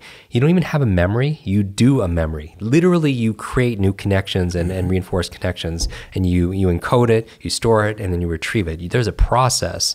And so my goal is always showing people the process of how to do these things, but you can never do those things if you believe they're static and they're fixed. You either have it or you don't. You wake up and say, "Oh, I hope I have drive today," or "I hope I have, you know, like creativity so I could write and make videos today." That doesn't make a lot of sense. No. And so the goal is, when the benefit of turning into a verb, it gives you agency and gives you your sovereignty back, because it gives you the power to do something, you know, as opposed to being on the effect and you're back at being a thermometer again. Yes. And so going back to this for visualization, what you're doing is you're taking someone's name like Mike, and all of a sudden you take a split second and just imagine them jumping on the table, singing karaoke on a microphone, right? And it's really silly, but it's just like, that's what uses our senses, our imagination, and when we remember it better than something else. And even if when it doesn't work, it still works, because it gets you to focus, number one, on the person. Bingo. And it gets you to focus on the name. Create an association. Because you don't, exactly. Yes. Because here's the reason, here's the villain in this scenario. You have to overcome what I call the 6-second rule. The 6-second rule is somebody tells you something, or like their name, you have 6 seconds to do something with that information. Otherwise, your short-term memory, your working memory is just going to discard it. Yes. Right. So by trying to take that name, turn it into a picture, it forces you to look at the person. It forces you to think about, you know, originally on that, observe that person. So that gives you an original observation on that. And so if the person's name is Mary, you meet Mary, imagine you're getting married, or imagine she's carrying 2 lambs, like Mary had a little lamb. Yes. I meet someone named Bob, and I think like, oh, that person's in a split second bobbing for apples. You know, I meet someone named Rich, and he has got like all this kind of money in his pocket, right? Tom, you know, so everybody has something. Yes. For David, I use a slingshot because of David and Goliath, right? So I have these kind of, someone's name's Carol, imagine them Christmas caroling or something like that. And so it gives you something to do. And then when you're at an event and you see the 20 people, you see all these images, and when you're saying goodbye to this woman, you're like, oh, she was wearing the bride's dress, or she was wearing, you know, she's carrying the lambs. What's her name? Mary. Yeah. And then once you know the information, you work with Mary, you've had a couple meetings, you know her name's Mary, then the picture disappears because they're a means to an end. It was just meant to hold it there to keep your imagination, creativity, your strategy here. And then once you know the end result, then the picture disappears. You know, it's to overcome the 6-second rule. So that's V. So person's name is, to visualize. Person's name is John. You could picture whatever you think of when you think of John. But finally, the E in suave stands for end. end. And what I mean by that, just like how at the beginning you say the name in the beginning, you end with the name. Meaning if you could walk into a room of 20 strangers and leave saying goodbye to every single one of them by name, then who are they all going to remember? 1000% you. Yeah, absolutely. And that's like he's so cool. Yeah. What is it about that guy? Absolutely. We love her. And that makes you unforgettable. Of course. Because that's the other thing. It's not just what you know. Yes, you can learn faster using these strategies. Yes. And yes, you want to be an expert at your field and in your market, but it's also who you know, but it's not just who you know, it's who knows you. And that's what it means by being unforgettable, showing at a level of caring, at a level of presence, at a level of skill. I'd add an E to all of your A's on the superpowers of humans going forward, and that is empathy. Empathy. So let's wrap it with, this has been insanely great. We're like, how much time is it going to take? Like, it's going to take as long as it takes, right? So this is perfect. I mentioned to you before we got started that I've had a lot of mentors, I know as you have as well. And one of my mentors is this guy named Mike Vance, who I've talked about a lot. I wrote about him in my second book. He was the one that when I asked, Mike, man, you worked with Walt Disney, you were friends with, you talked to Mother Teresa once a month, and that call usually was right after a call with Jack Welch, right? So he was, like you're talking to Neutron Jack, and then like take over the world and save the world like in an hour, right? Wow. He was side by side with Steve Jobs from the origin of Apple all the way through until Steve's death. Arguably, Walt Disney called him the most creative man in the world. Like he said, like, wow, that is his superpower. And like coming from a guy like Walt Disney, like that's pretty insane. Made him his business card at Walt Disney when he was there was he's in charge of ideas and people. Like just come up with good ideas, help people. Like how much fun would that job be, right? For a person like Walt Disney. When I met with him, I was at a transition in my life. It was 2001. It was pre 9/11, and I was just in this place, like, what am I doing? Do you know what I mean? Like every listener has been there before. Like I've been working, I've been raising a family, but like the outside looked successful, but inside I wasn't feeling right. Right? So I checked all the boxes of quote unquote success, but internally I was in conflict. So I reached out to Mike and I said, hey, I'd love to come see you. And many people have heard this story before, where I listed all these questions in my journal and I only got to one question. I said, Mike, you worked with Mother Teresa. You helped Steve Jobs. You worked with Jack Welch when he was in the choo-choo division of GE. That was the way he described it. You were Walt Disney's right-hand guy. You invented the salad bar. You coined the term think outside of the box. Like you did all these insanely great things. I'm like, what did all those people have in common? And he said, Tom, they all answered the 5 fundamental questions and they lived by them. Wow. And I literally flip in my journal and I'm like, this is it. What are the 5 questions? It took me a year and a half to really get clear on the 5. Okay. But I want to challenge you because you're just an extraordinary dude. So you ready? Okay, question number 1. Is everyone going to do this with us too? Everybody that's listening has to answer these questions. Question number 1, why are you on this planet? What is your purpose? Okay. So I grew up as the boy with the broken brain. So my purpose is to build better, brighter brains. It really is. It's not $1 billion. It's 1 billion brains. No brain left behind. Yeah. And I really do believe that our passion is what lights us up. So what lights me up is learning. But purpose is how we use that passion to light up other people. And so that's teaching people how to learn. I love it. Question number 2. It's like you and I, but like, first of all, everyone listening, he knew the answer. If you're sitting here right now and you have not taken the time to figure out why in the world am I on this planet? Yeah. It is so, you forget like how many people have said, the biggest, most important thing in life is figuring out what your purpose is. Like, why are you on this planet? Like Buddha, and I totally, destroyed that version of his quote, but everyone knows. The second question he said to me was, what do you value? Like, what are your values? So if I said to you just, Jim, what are the top 5, 6, 7 things? Like, what do you value? Love in order. My values are what I value most in life. Love, growth, contribution, adventure. Those are like 4 solid for me. Yeah. So love, I'll do anything for my family and my friends. Yeah. Because I believe that's why we're here, is that connection that we have. Growth, I want to be able to grow because the next value I have is so I have more to contribute. and that used to be a little reversed because I put contribution over, other things. And then I realized that I was martyring myself. I didn't have enough. My cup was empty. Yeah. So I grow. So love, family, friends, our community, growth. And then so I have more to contribute. And then the last one I added recently, just the past couple of years, is adventure, meaning I want to have fun in the process. Yes. This is something that, we're here. And my message, for people is just, we have one life. We're here. It's just like, why aren't we running towards our dreams like we're on fire? Yes. And so there's an urgency to that, but I also want to enjoy that process also as well. Great question. I love it. Okay, question number 3, he looked at me and he giggled and he said, they all know what their God-given talents are there. Like they all know. And I would say, for you, like it's pretty obvious, like what's your superpower, Jim? Yeah. So it's kind of interesting because while it's learning and teaching, those weren't, I think they're inherent in all of us. I agree. But they were definitely earned. Yes. Like I people realized how much work I put into it. But I really think when it comes down to it, I think empathy is really strong. Like I believe that there's a gift in every struggle. Yeah. And me growing up, my 2 biggest struggles were learning and public speaking.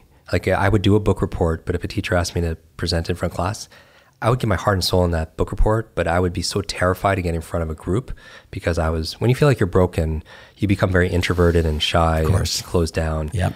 And I didn't want the spotlight. So I would actually lie and say I didn't do the book report.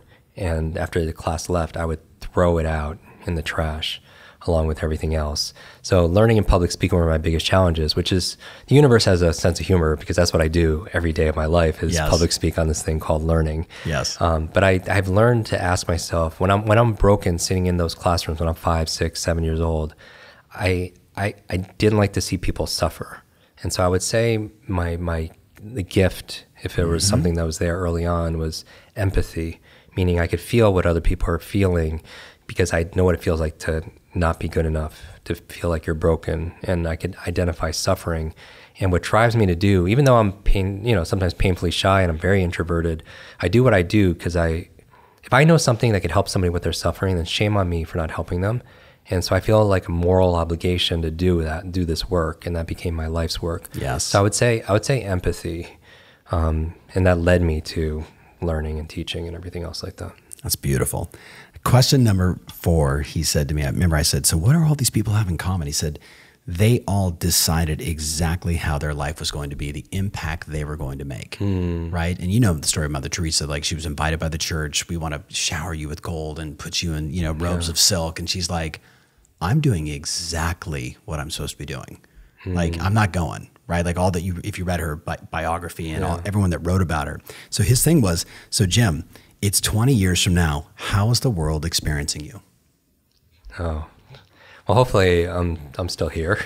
You better be. You better be. And what I would say is the ripple effect, I believe, to raise the collective intelligence and wisdom and potential. I believe the ultimate quest that we're all on is to reach, to reveal, to realize our fullest potential. I think that's why we're here. So if I could be a conduit for that, the reason why I focus on the mind is because I feel like we're in the millennium of the mind, that we have all the answers in us already.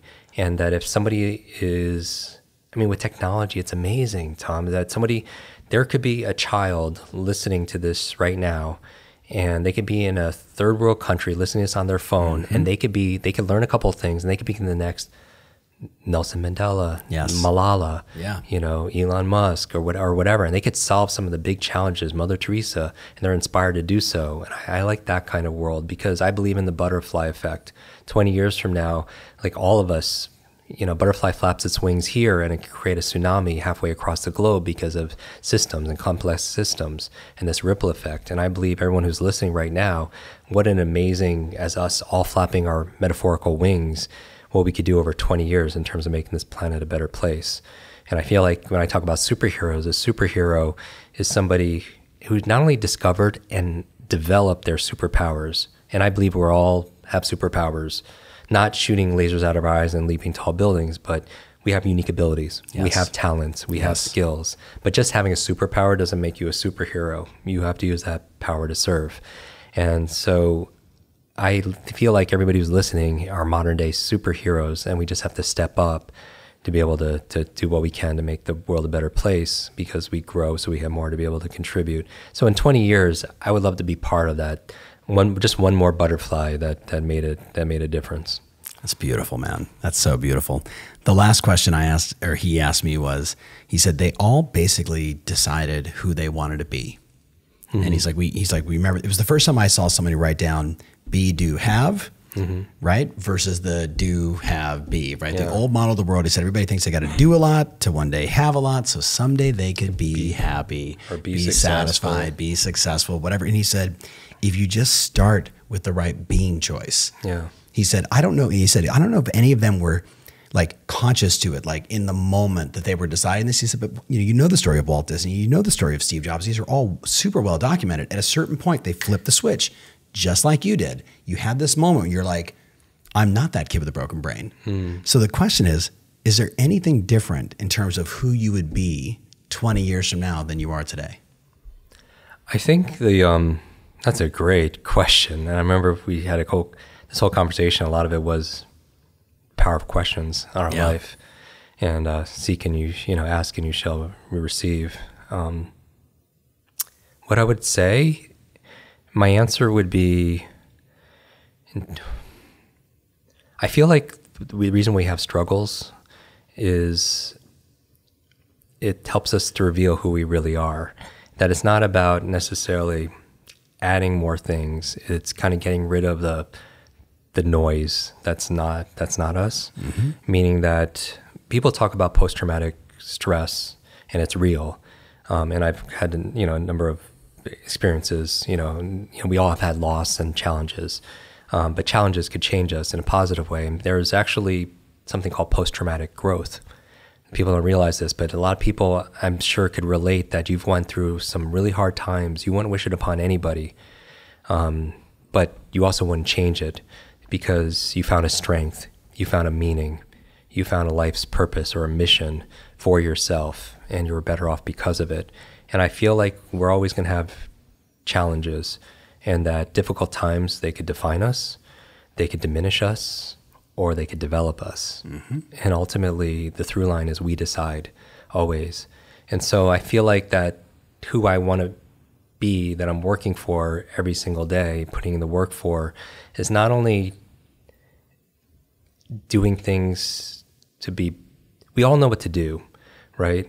And then so I would say is a lot of people feel burnt out or they're tired because they're doing too much. But I feel like it's because, again, we're doing too little, the things that light us up, that spark our fire. And what I would say is, for me, it's a revealing process, and that who I want to be 20 years from now is still the same core person, but with less of the stuff, because we're all on this journey, and life, just like learning sometimes, is messy.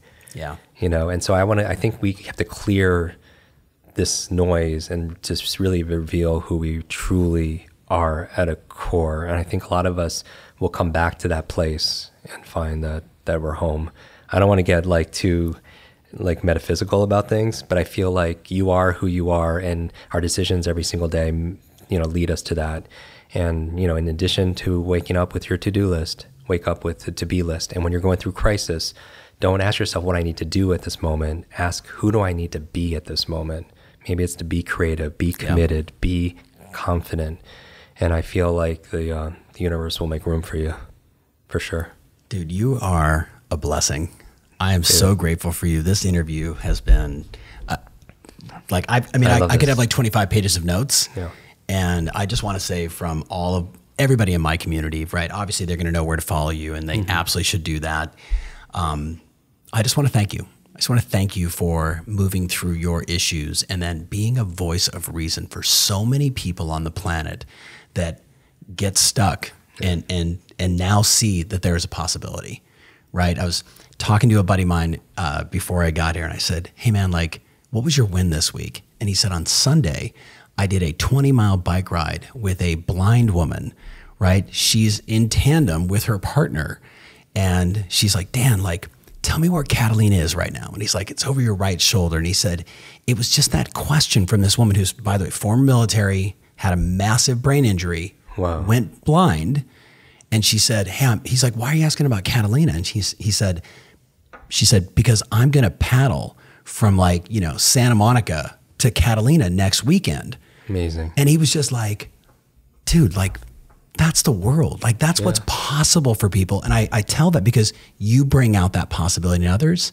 And for that, I'm grateful. I appreciate you. I started this conversation saying, appreciate what you do, but not only what you do, but the manner that you do it.